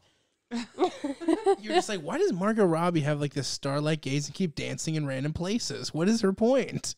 I what's really going liked her in this. on? But yeah, I She did does a kinda whole feel like, lot of nothing, but I think Yeah. that was to keep the historical like innocence to the person itself. Yeah. I think Tarantino respected like this person can't defend themselves and was seen as this really like lovable person, maybe not to totally. But then on the flip side, Bruce Lee makes him kind of look like a drunken asshole.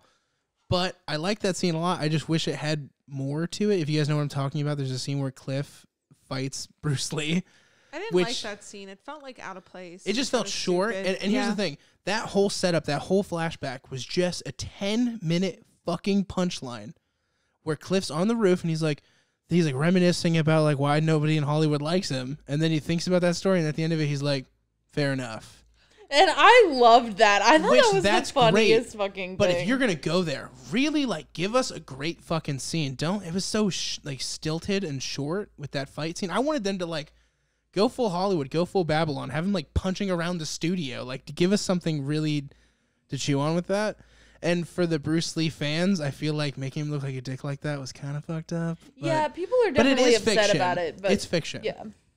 I don't know. I thought it was a fun scene, Like personally. Brad Pitt couldn't whoop Bruce Lee's ass. No, and we all But know Cliff that. can because he's a fictional character. Yeah, and I don't think that it's trying to be offensive to Bruce Lee. I think Quentin Tarantino probably loves Bruce Lee because He does, yeah. He because loves kung fu yeah, movies he loves kung fu movies and stuff like that. So I think it was just like a fun imagining of like, what if this world existed? And I think that's what this whole movie is. It's just like, what if it happened this way?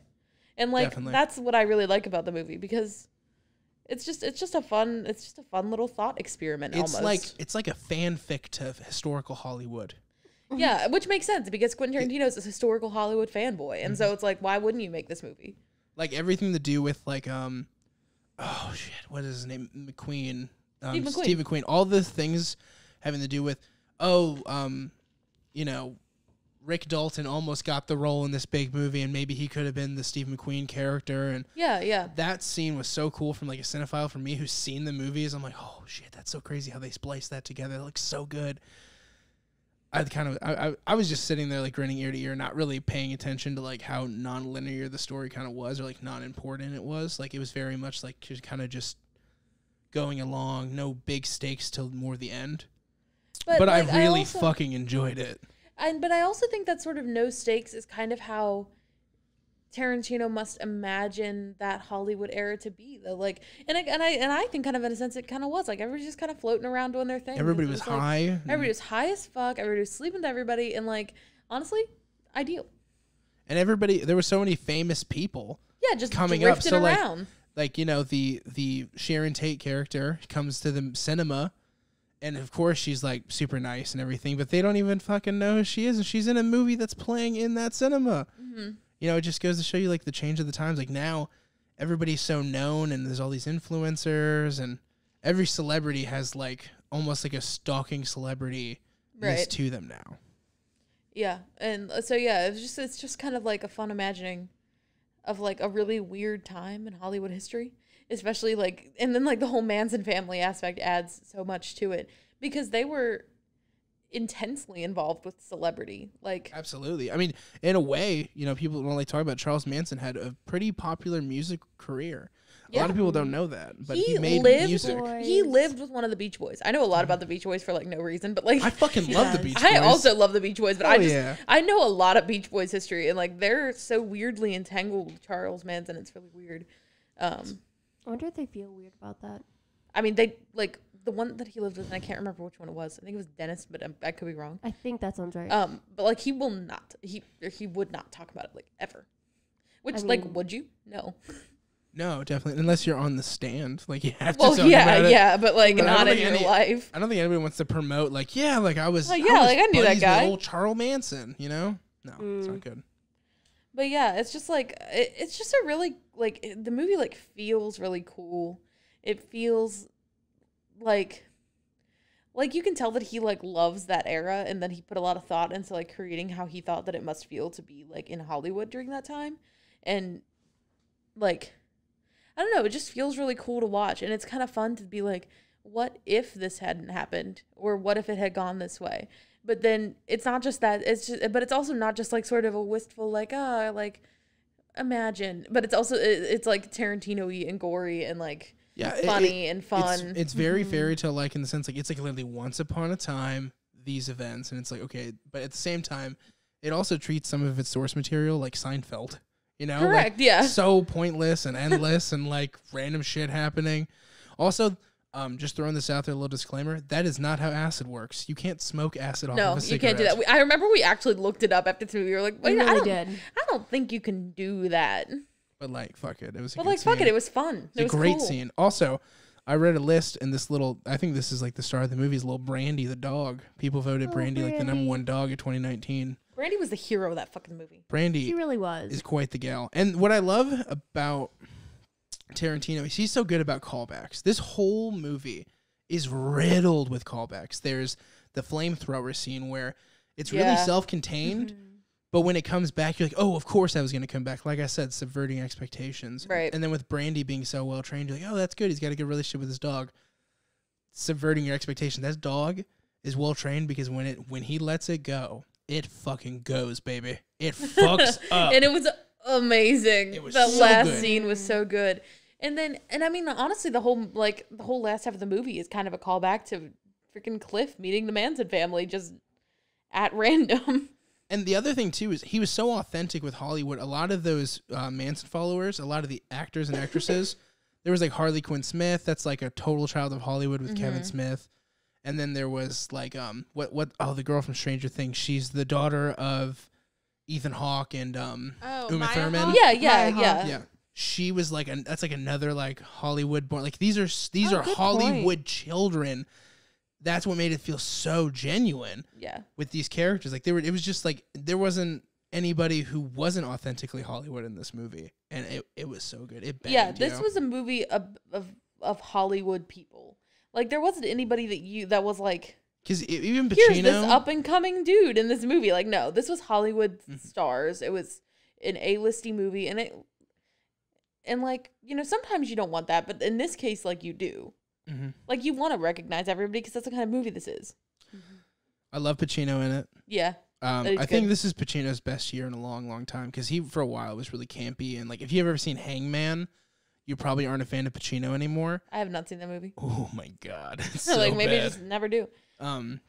But he did Irishman, and even though I wasn't super big on it, I like Irishman, but I still haven't seen it. he was good in it. And then the same thing goes with this. He was just like super believable. You did not see Pacino with that character. He was some sleazy movie producer trying to get Rick Dalton to go do these weird spaghetti Italian westerns, which was totally a thing in the time. I loved that. What was I gonna say? I was gonna ask. He married Francesca. Yeah, I was gonna say that there's somebody with my name in the movie. Yeah, old Rick Dalton boy married yeah. Francesca because of the spaghetti westerns. I also my favorite thing about Rick Dalton is that you never find out if he actually killed his wife or not. Like you're thinking of No, Cliff. that's Cliff. Oh, Cliff. Duh, Yeah. sorry. That was my favorite thing about Cliff. Like you never find out if he actually killed his wife or not, and that's like a nod to another like famous. that's a nod Yeah, to yeah. old Christopher Walken boy and that one guy with Anna Nicole Smith. Christopher Yeah. Walken. He was on the ship that she fell off of. A lot of Anna people were on Nicole that Smith? shit. It's not Anna. What's her thinking name of again? somebody else. That's Something. OJ. Hold on. Is No, that who's OJ? the is it Nicole No. something? It was fuck. She was in West Side Story. Yeah. What is Natalie Portman? No, Natalie Wood. Natalie Wood. That's it right there. That We was did it, such a kids. struggle. Yeah. Yeah, we, Natalie love, we Wood. love Hollywood so much. Who's that bitch that died on that boat? I can't remember. Anna Nicole Smith, I knew was not it. She's I knew more it was a modern. dead woman, okay? I'm sorry. But Christopher Walken was Anna on the Nicole ship. I didn't know Dead? Christopher. Yes. Yes, she's I'm sorry. long There's dead. people that think that he was a part of tossing that. I didn't know Christopher Walken was even on the fucking boat. Oh, he was Yeah. on the boat, dude. There was watched also a rumors that Unsolved. her husband and old Chrissy boy and that husband and that Natalie Wood were doing the stuff. Yeah. Also, Natalie Wood had like a big fear of water, which is interesting. Well then. But I think Like that since childhood. I think at that moment where it's like he obviously I think it's pretty obvious he did do it because she was a Yeah. horrible Cliff? human being. Yeah, Cliff. I think because it's also ironic, like pushing her over. His name is Cliff. Yeah. Oh, I mean, didn't catch that either. yeah. That's a Yeah. good one.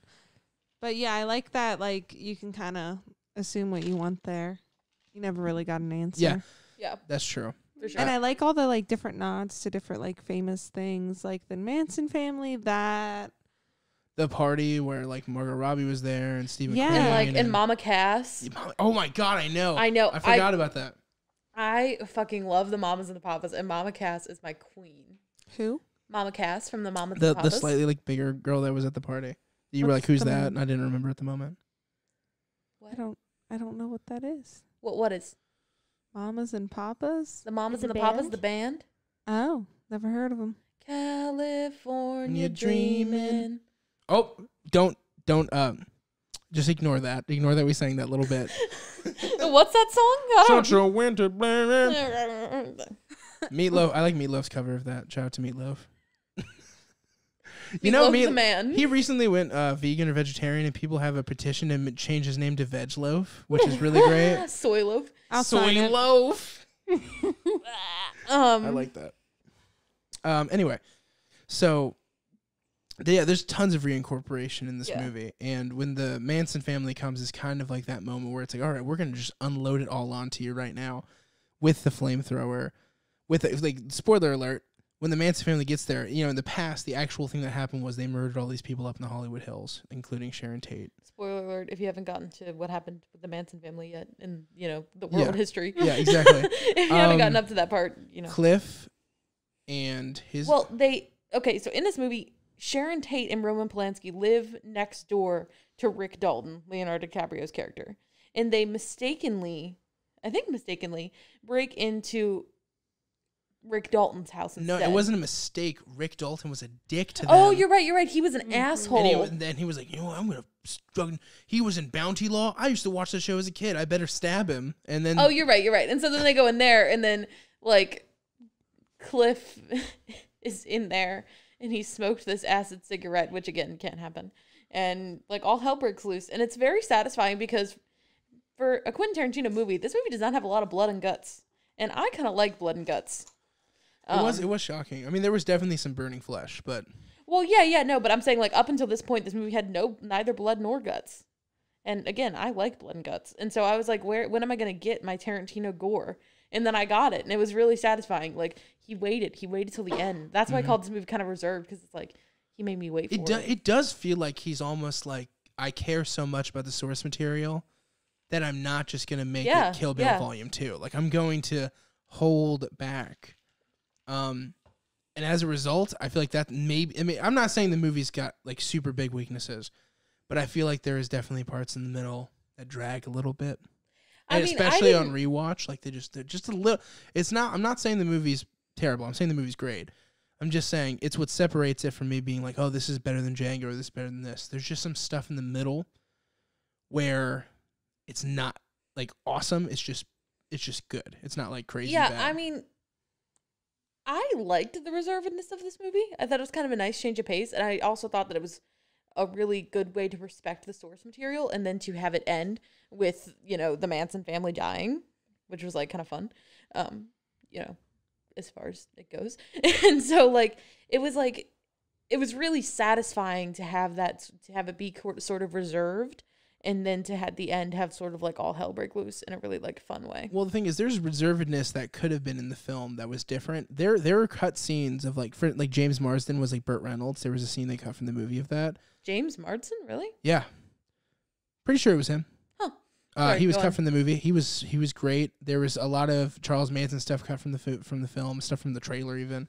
I wanted to more than that. Yeah, I wanted to ask about that because Bridget was talking about wanting to get her Charles Manson, and like you get like him for 30 seconds. Yeah, and I think the trailer for this movie makes it seem like there's going to be a lot. I mean, there's more Charles literally Manson. scenes on the cutting room floor that were in the trailer. Yes, correct. And the movie was supposed to be hiding the fact that Manson was in it.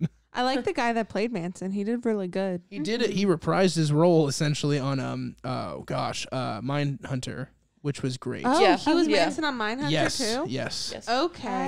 He is now officially the Manson guy. I mean, he nails it. He's so good. Yeah. He's fantastic. He must have studied that role like so hard. Like he really embodies Manson. I think he picked up on the fact that he's like, there's some physical similarities. I'm an actor. Let me really dive into this. Like, I thought it was interesting that he talked a lot like Manson, if I remember right. He sounded just like him, yeah. Yeah. Like if you did like audio comparisons, it's crazy. Yeah, you had to he had to have like studied him. You're like Granny said, like But did you want more Manson, Bridget? I did. I'm a culty girl. Me too. I love. I don't know if Right I there with necessarily cared about more Manson. I think I more cared about less fluff. Not that there's fluff, but there's a lot of concentration on Leo, like doing that new role as the villain, and that stuff's great and all. But some of it's like a little dragged out, just a bit. I feel like that could have been chopped up a little bit, and then we could have got some more Manson stuff, or they should have just made the movie a little bit longer and given us more. Yeah, It doesn't have to be early in the film. It could have been just a larger chunk at the end. I'm cool with that too. Yeah, I mean, I don't know. Like, I kind of like the amount of Manson that we got because even though I thought that we would get more, I was kind of felt like a little misled. But I kind of thought the amount that we had was good because it's not a movie about Charles Manson. It's a movie about Hollywood. True, and I like And it's how a movie about minimal what they could like. happen. Yeah, and like how like unimportant they made Manson. I But kind of thought that was different.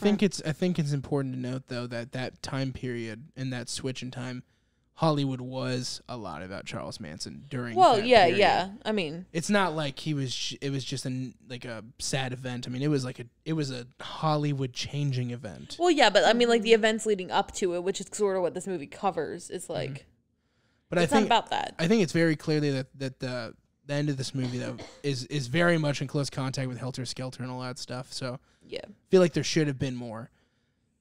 Didn't have to be in the middle of the movie. I just feel like in general there should have been more. It's weird. This is one of the longest movies, but it's also like there's just not a whole lot there. Like I said, it's like Seinfeld.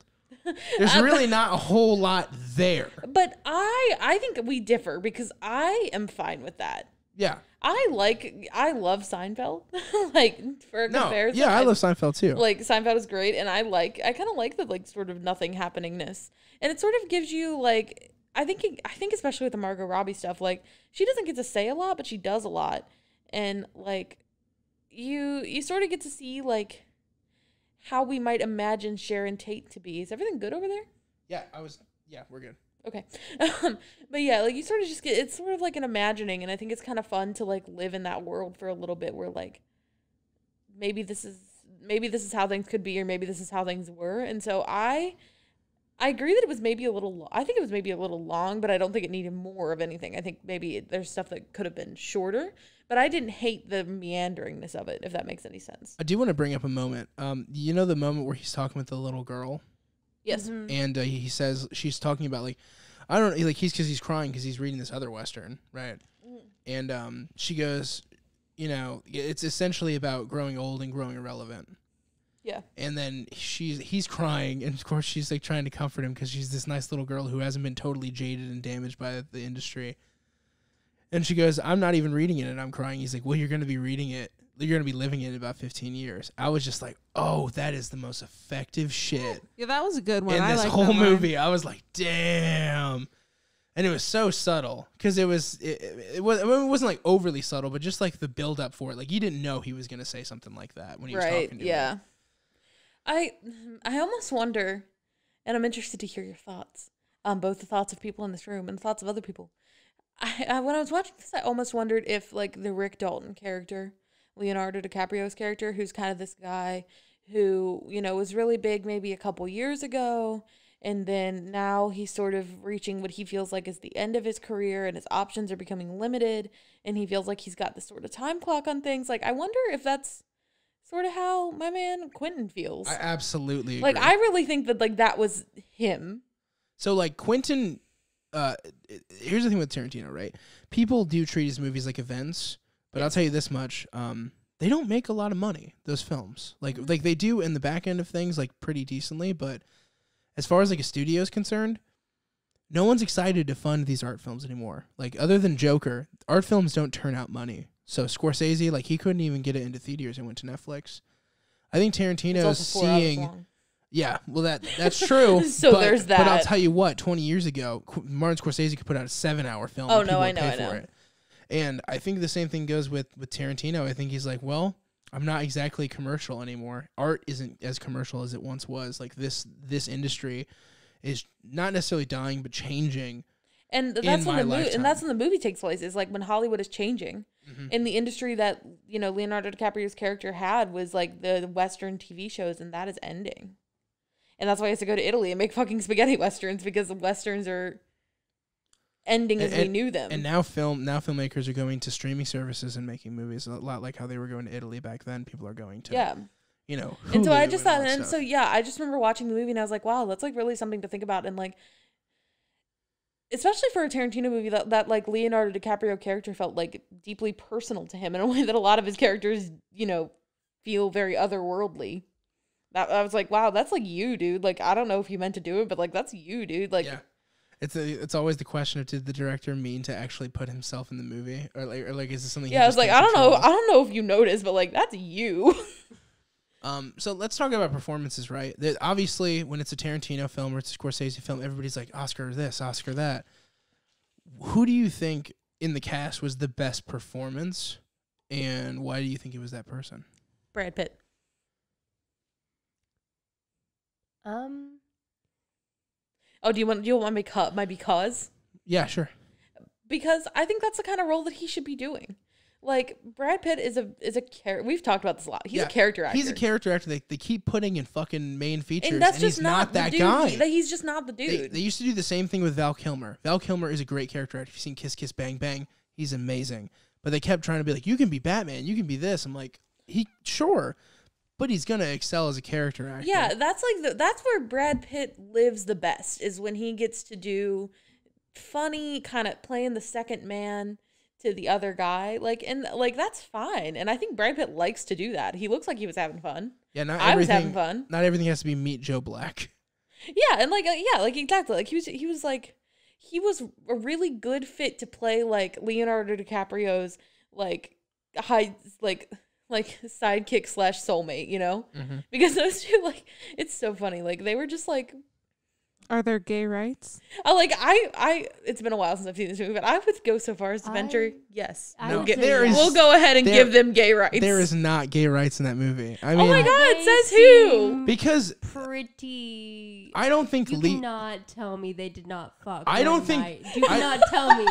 I don't think Rick Dalton respected Cliff in the same way Cliff respected Rick. You cannot tell me. I mean, that doesn't make it not gay rights. Rick's well, okay, then I say it's not equal rights then, because he was not treated as an equal. Well, correct, but I think he came to realize, Absolutely, at the end, at possibly Cliff's demise, because who fucking knows? Also, like, the point was, like, he was like, dude, I've got to get rid of you because I have this wife now. Yeah. Gay rights. Ooh, good point. Rights. I feel like that's I mean, it could be that, but if so, I don't think it's a good representation. I don't think. Again, we're going to talk about this every episode. It's not about that. It's about whether or not it's gay rights. Gay rights is decided solely based on whether or not I decide they get to have them. Also, I'm embarrassed to say this, but I did read fan fiction of them. Because we wanted to see if it existed, I think. Oh, so this is premeditated. They came for me. This is premeditated. No, this you guys was are like, I'm going to show you guys how Franny gay asked rights if it was is. gay rights. Did you not? I did ask you if it was gay All rights. three of you are coming for me. No, right because now. Franny didn't know. I said his sidekick and soulmate. Soulmate doesn't necessarily mean gay rights. And Franny asked if it was gay rights, and I said I venture so far as to say yes. Yeah, because you can be like a platonic soulmate with somebody. Yeah. But I think there's some definitely gay rights going on in there. Gay rights. Gay rights. The most gay rights movie of this year, in my opinion, is probably going to be that Jay and Silent Bob reboot movie. There's so much fanfic out there now. I can't wait. Jay and Silent Bob are gay rights. Yeah, like, for you sure. can't tell me different. 1000%. You can't tell me anything else. Yeah. Oh So my God. that's a little leading, because his daughter's in this movie. I was just thinking about that. Yeah. But And you're always thinking about Kevin Smith. I'm a don't Kevin lie. Smith fanboy for sure. Logan and Kevin Smith are gay rights. Absolutely.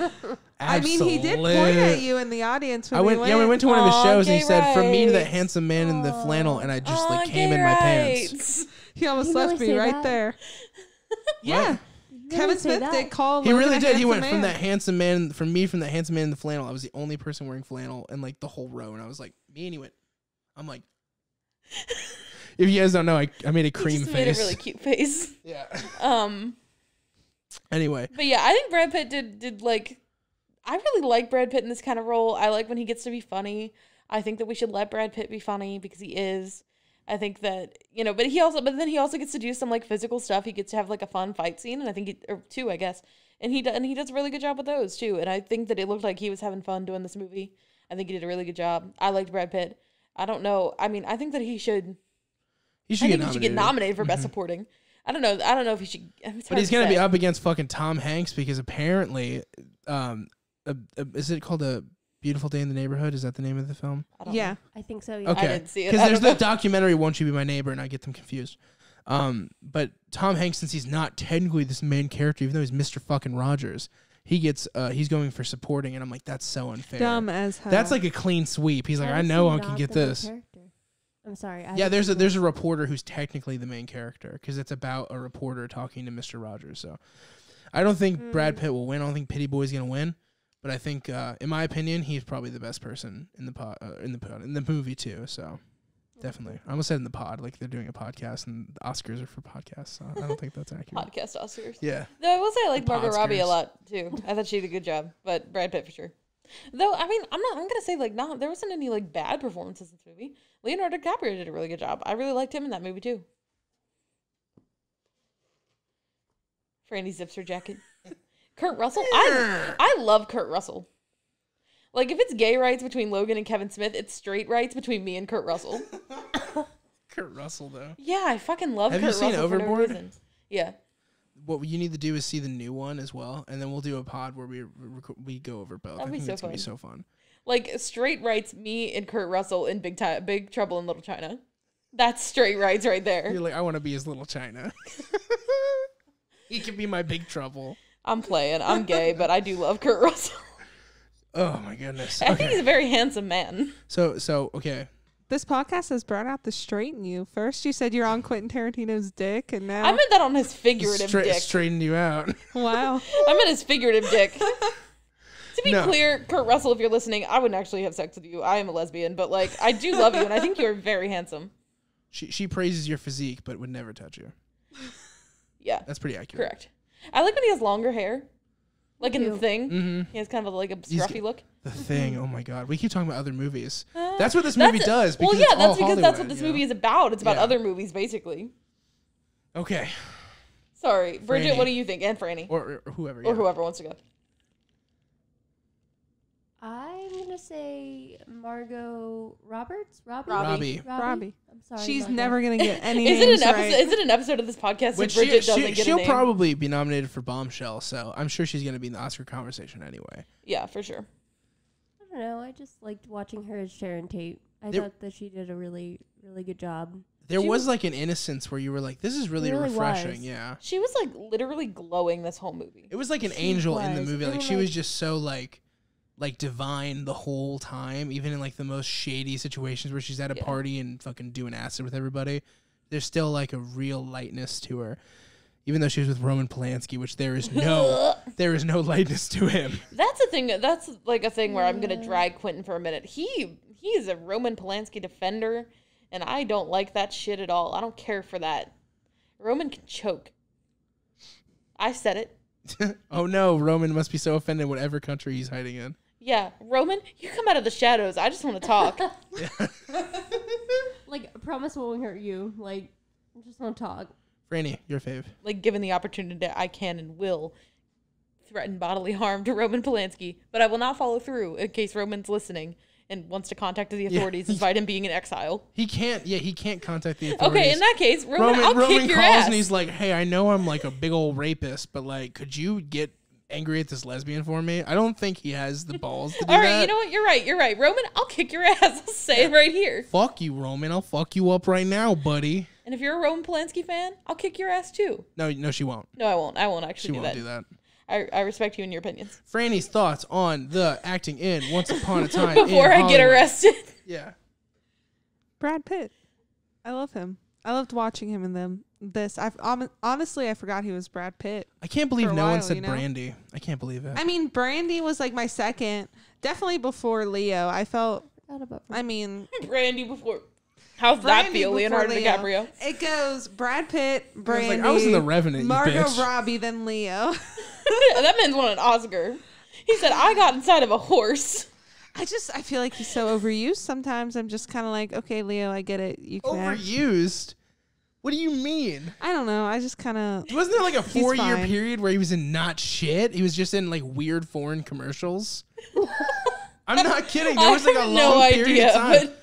but Leo, sweetie, I'm so sorry. I like your commercials, Leo. I do too. Oh, and I I You are appreciate that. 2,000% not listening to this, but I like And it. I appreciate that you got in that horse if we're on the record. I like The Revenant a lot. I thought it was good. So good. I just felt like Brad Pitt was so fun in this, and like Madison said, it seemed like he was having fun doing it, and I like seeing that in an actor.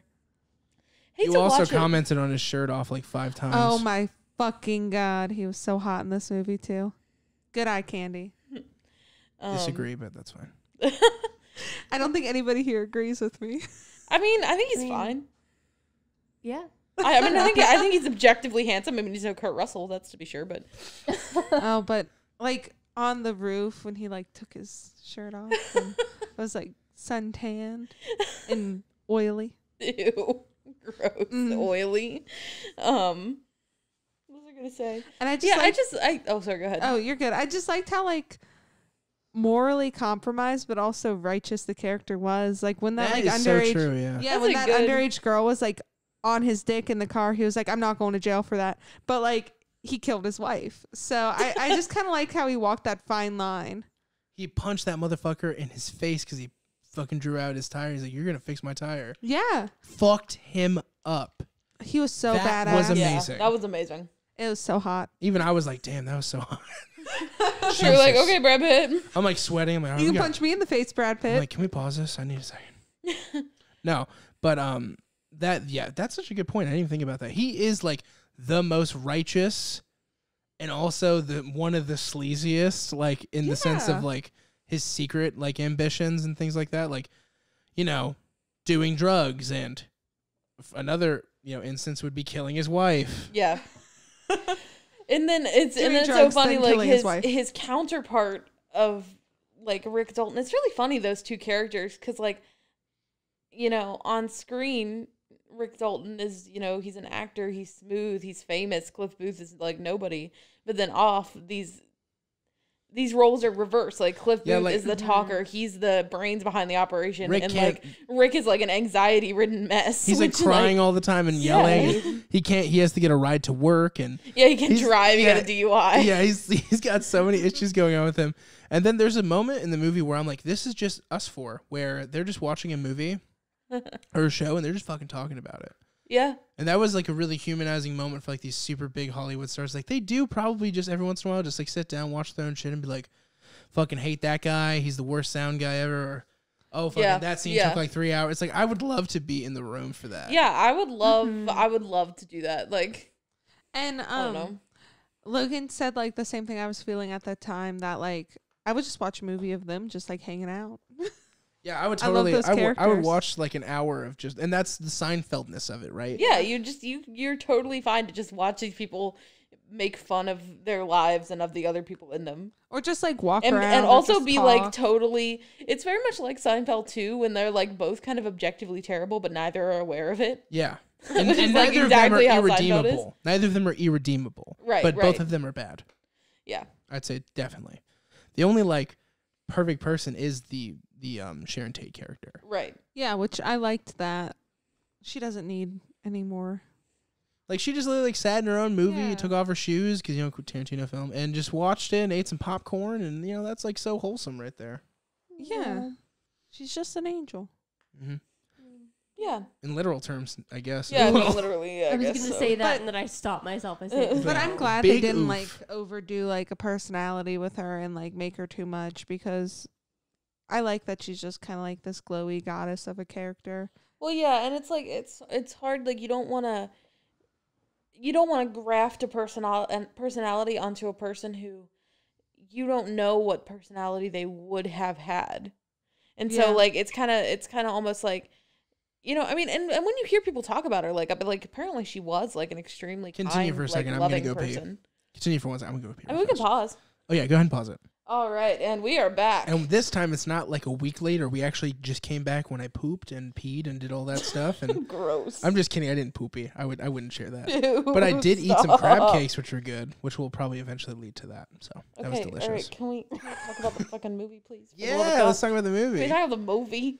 So I don't know what we were talking about when we left though, because we got into a side conversation. But Yeah. We talked. We like each other, so sometimes we talk off of the podcast too. It's kind of weird. Yeah, we do actually talk amongst ourselves sometimes. Strange. Not for you all to hear.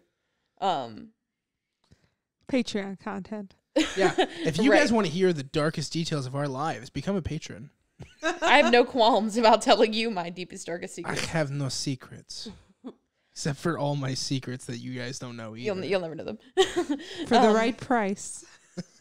I mean, I guess that's true. If somebody like gave us $100 was like, tell us something you would never tell anybody, I'd be like, insert thing I would never say here. So One thing sorry, go ahead. no, you go ahead. Like one thing I want to say about this movie is I really liked the soundtrack for this. I think I really like Quentin Tarantino movie soundtracks. Yeah, Tarantino always goes hard with the score and the soundtrack. He always really cares about that. So I that's something that I knew I was gonna like before I even saw the movie. Yeah. I think the singing scene with Rick, like when he sings that song. What song? When he sings the song, remember when Rick like sings that one like that one song? No. He's like doing a little jig. He's got like a blazer on. I don't remember that at all. I don't. Well, leave a comment if I'm insane or not. But Rick sings a song I believe.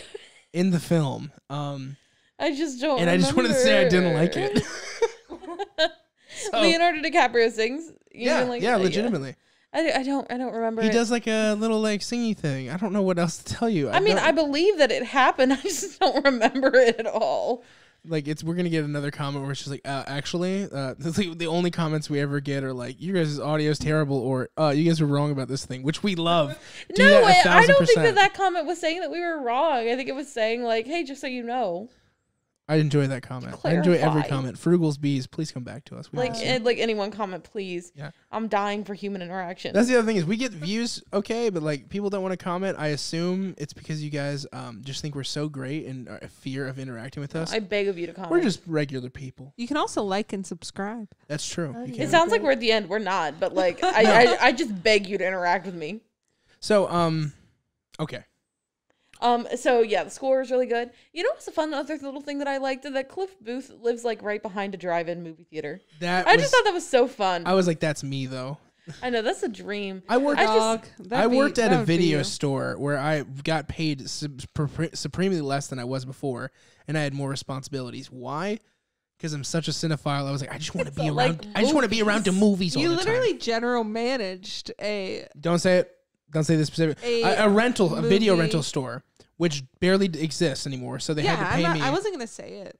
I just didn't want to like out them. And like they would have you like climb on the roof and like do a bunch of like hard labor and pay you cents. And I had to. I got paid less than any job I've ever had, and I had the highest position. But Not to mention the fact, I'm talking about like those high school jobs too, where like you work at the Gap or some shit. I got paid less than that. And to top it all off, they had me wear the most professional fucking clothing for a video store. I had gentlemen coming to me for porn, and I was dressed like I was going to the fucking Met Gala or some shit. It's bullshit. Anyway, sorry I got on that. But when I saw the scene where he was living behind a drive-in, I was like, that's the life I want, though. I Like, want to get married at a drive-in. that would Yeah, be we have talked about that. awesome. That would be so dope. And we were going to have like home videos like playing on the projection. Oh, that would be so cute. Now if we don't do it, we're so fucked, Franny. And for y'all who don't know, Madison is in Logan's groom's party. You know it. I'm Yeah. gonna wear a suit. I'm gonna be gay. There's going to be so many conservative people at this wedding. They're just like, she's on the wrong side. Somebody got to tell her. She walks to the wrong side. Somebody please tell her. And I'm just like, no. That's where she's supposed to be. Heck Where she's yeah. supposed to be, I promise. And they're just like, okay, that's fine. And in their Yes, heads. That's you know. different. So I'm like, okay, boomer. Oof. But yeah, I think the reason I really liked this movie is because I really like movies, and this movie is just about really liking movies. It really, like I said, Among it's like a other things. cinephile's porn. Like it really lets you know, like if you like movies, this is We the made fucking this movie. for you. It's like if you've ever seen the Disney Channel original film Phantom of the Megaplex, it's like an adult version of that film. Like if you like movies, you're gonna love this. Oh my god, you're obsessed with that one. I think we're gonna do like a pod for that. I really Would love that. because we watched Up and Away, and we have feelings and emotions about it. Masterpiece. I still want a Twilight pod. Heck yeah, we'll do that. We want to Yeah. make Yeah. podcasts people want to listen to. I want to listen to a Twilight podcast. I Come just on, don't. y'all. I would listen to it. Comment that you want to hear. I that don't know if I Twilight can listen to podcast. 5 fucking movies of somebody staring off into space and looking hungry, and another dude being like, I'm going to be a great actor one day, but that is not today. Okay, I know we were talking about that wedding, but I think I have to rethink things now. Big things have gotta kind of change. But yeah, I think that's why I like Quentin Tarantino movies in general, because like he's a dude that really likes movies, and I'm a gal that really likes movies, and I like, and I like a good movie about liking movies, and I like that kind of thing. And I don't know, sometimes you watch a movie and you like are thinking about the director and you're like, wow, has this guy ever seen a movie? Oh, I know. Like, has this guy ever seen a movie? Like, does he know what makes a movie enjoyable and fun to watch? Go back and listen to that and take a shot every time Madison says like. Or movie. Yeah. But yeah, I get that. Like, when I don't want to shit on Dunkirk again. I was literally thinking about Dunkirk. I was like, Chris, have you ever seen a fucking movie? But like, you say that, but then you watch Memento and you're like, oh, he has seen a movie. Yeah, you're like, okay, maybe you've seen a movie or two. Yeah, just they're always about weird science fiction space travel stuff, because I'm pretty sure Tenet looks like an Inception sequel. I know it's not one, but it looks like one. Yeah. Not to shit on Chris, because we love Mr. Nolan here. I mean, love's a strong word. He's fine. The Dark Knight. I mean, I like The Dark Knight. You love The Dark Knight. I wouldn't say I love. Okay, we're gonna have to talk about this later. I mean, I like The Dark Knight a lot. I think, but whatever. Like, sometimes you watch a movie and you're like, has this guy ever even seen one? And like, that's not the experience you're getting when you're watching a Quentin Tarantino film. You know this guy's seen a movie. He's seen a lot of them. It's his idols. It's his religion. Yeah. And like, I vibes with that shit. For sure. So let's go to ratings. Yeah, I think now's a good time to talk about ratings. I'll go first. I'm gonna go with 7 out of 10. Strong 7 out of 10, but 7 out of 10. You're looking at me like you want me to go next? Nope. You're just directly in front of me. Oh, I guess that's true. I can't see Bridget because like the microphone is directly in front of her face, so I can only see Logan and like kind of Franny. But I'm gonna say a strong B+. I like this movie a lot. It's also been a really long time since I've seen it. I might rate it different if I rewatched it, but literally the last time I saw this movie was when I saw it in theaters, which was, I guess, August. It's weird. I don't fucking know. It both has a lot of rewatch value and like terrible rewatch value, because the things that are slow in the movie are like fucking molasses when you rewatch it. But at the same time, the stuff that you like in the movie, when you get like a better hold on it, you're like, ooh, it's really good. So yeah. I think it's going to probably stable out to being about the same score if I had to guess. Yeah, I think it's worth it for me to rewatch it. I just never got around to it. We were kind of gonna rewatch it the other night, and then we ended up watching Up and Away instead. I was like, we can watch Once Upon a Time in Hollywood. He was like, nah, I don't want to do that. No mistakes made that night. Or no, we didn't. We watched Under the Skin. Under the Skin, yeah. Yeah, he was like, we could do that, or we could watch Under the Skin. We're going to do a podcast about Under the Skin, because I want to talk about liking a movie that makes you really uncomfortable. So yeah. Anyway. I still don't know if I like that movie or not, but that's not what we're talking about. Bridget. I'm gonna go with a 7.5, just because it's been so long since I've seen it. It's been August, so that's been 6 months or something. What? Really? How long it's been? Well, August is the 8th month. And yeah, the December movie came out in theaters in Holy July. shit. But I don't think we saw it until early August. I don't think we saw it in July. I don't actually know, but whatever. I don't remember. It doesn't matter. Yeah, we haven't seen it since. At least she and I haven't seen it since. And so, it's really hard for me to remember things, but when we were talking about it, it started to come back. And I did really enjoy it at the time, even though I had to pee so badly. And she was like, is this movie ever going to end? Like, what's going on? I was really confused. I just thought maybe it was a live stream. A live stream of what? Of these people living their lives. You know what? There's one thing I wanted to say that I totally forgot to say. What? Yeah. The narration at the end of the film feels cheap. Old Kurt Boy's narration after they go to Italy, that narration felt cheap to me. I feel like I could have figured out everything that was said. Just want to throw that out there. I mean, yeah, I do love Kurt though. Yeah, I mean, he has got a great voice for the narration. He's got a great voice for everything. Oh my goodness. I love that man. Franny, your thoughts? I give it a 9. I really liked this. Wow, that's really high. For somebody who was so quiet about it, you're over here like, quit talking about my favorite movie. I mean, I had that's a really strong opinions. I really liked it. Okay, good. I liked everything about it. It was so fun. I like a good popcorn movie with depth. And I felt like that was exactly what this was. For a second, I thought you said death, and I was like, hell yeah, With fucking death. me too. I Popcorn love with death. like some good death. I unironically love a good gory I thought you said death Depp. I was like Mr. Pirates himself. No, like, but don't- Johnny? I love old like Johnny boy.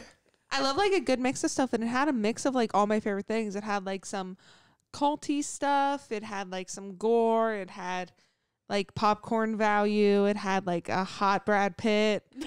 It was Had a fat Leonardo DiCaprio, which I really enjoyed Oh, he too. was I great. like me a good like thick boy, so that was fine too. Yeah, I know. Your thoughts on Adam Sandler and Uncut Gems. We'll get Oh there. my god, We'll yummy. get there.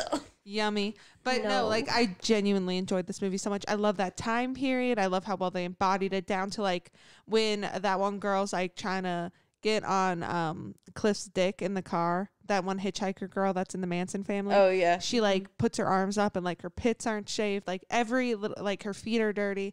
Like every little thing was so like on point with that time period, which is like my favorite time period. I enjoyed this movie so much. I I'm would definitely smiling watch so it. big Whoa. because I'm so proud of her for liking a Tarantino film. And I'm like, smiling so big right now. I'm sorry. and I was also like a little bit buzzed when we were watching it too. So I really like, I really like dived into this movie and like felt this Smoked movie. an acid cigarette, I'm guessing. No, no, more like spilled my rum and Diet Coke on the floor. This Oh, movie yeah, I kind of know makes you want to do acid. I'm not gonna lie. Yeah, it kind of I've does. never But done probably not acid, as bad but, as like- Cats, which I'm hoping we'll see. I know. before I it's out want to of see theaters. Cats so bad, Oh dude. man, I don't want to see anything more than Cats. I want to watch this movie again. Like I really liked it. Oh, also, Also- in regards to the home video, I don't talk about digital, like physical media that much, but the physical media for this is really interesting. There's a different Blu-ray essentially for wherever you can buy it, so it really rewards you for going out and buying the physical Blu-ray. And like I said, the deleted scenes on this feature are actually Really? really fucking cool. We yeah. need to watch them. I didn't know that there was some. Yeah, there's a lot. There's like 23 minutes of it. Oh wow, that's cool. Logan has like Oh, an wow. extensive Blu-ray collection, and we just added that one. Yeah, so I don't like to definitely wanna force see it. my, because I know digital's taking over. I don't want to force my love for physical media on people, but I think that you should support this one on physical media. It's just my opinion. We should support it being different and cool and kind of artsy. Yeah, and I mean, I like to be able to like see deleted scenes and things from movies that I really like. Like, and just having them forever too. Like Yeah, This like is nobody something, can like- take that from me. exactly, It's mine. this is something you can show like our kids one day, and like about that time period that's going to be so like foreign, especially Yeah. in like 15, 20 years. yeah, I you know? don't even really have that many Blu-rays because I didn't really have a Blu-ray until maybe like after they kind of got on. But I have a lot of DVDs that which I treasure. Yeah, and DVDs are great. You should keep those too Yeah. because they play on Blu-rays, and you know, Yeah. there's movies out there that never even got a Blu-ray release. You know what I mean? Yeah. So, sorry, I just I really appreciated the fact that they made While it we're cool. on Quentin Tarantino, I have this DVD copy of Reservoir Dogs. It's like a 10th anniversary remaster. I got it at a video store. And, like it was on clearance. It was used, I guess. And it was like this because it was not 10 years after the movie was made. It was not 2002, right? 2002, whatever. It was like a 10-year remaster, and it's shitty. It's shitty as all I have the fuck. original home video release when they first transferred over, so I have the full screen DVD. Yeah. But it's good because everything in the film is like original. So Yeah, I mean, I have both. It's like a widescreen and a full screen, and so like you can watch the widescreen copy, which is what I do. But they remastered it, and the coloring is shit. It is so bad. Like, and I treasure it. I treasure having that movie. at But, least like, it's not like Star Wars bad. Like at least things aren't fucking different in the movie. I hate when I get like an old like sci-fi film and they just changed everything. They added new effects. That is when it's bad. For the people who do that, fuck you. I want to watch Star Wars as is. I enjoy those damn puppets. They are a fucking treasure. Quit changing things. I'm sorry. Anyway. Fair enough. But yeah, the coloring's really weird. It's like weirdly grayscale. Like the blood does not pop. It's terrible. Pop. Gotta have a good blood pop. Yeah, you gotta have that like stark bloodiness of it all. That's what makes Reservoir Dogs great. That's the one thing about we were watching Black Christmas yesterday, and some of the movie's so great, but some of the gore is so old, and the blood just kind of. Oh my god. It looks so bad. The like red blood, like the clearly ketchup blood. I love that shit, to be honest.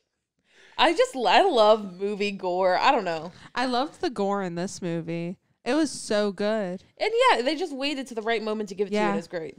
Oh my god, like the stuff with the pool, like when she comes out all like Oh, yeah. fucking, like Hell burnt yeah. and shit. That looked so good. And just like the interesting kills too, you know?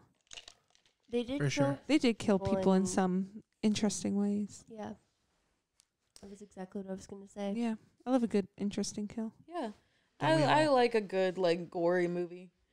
When it has reason to be. Yeah, when it doesn't just like shove gore down your throat and it's done like right. I think the best violence he put in a movie was Django Unchained. I think that it's like the most level. It's not over the top, but it's believable because these old weapons are gonna like carnage up a motherfucker, and been getting ripped apart by dogs, and those like fights that they would do. I can't. I think it was like Domingo or something. I can't remember what it's called, but yeah. No, I know what you're talking about though. But that was the best gore for sure.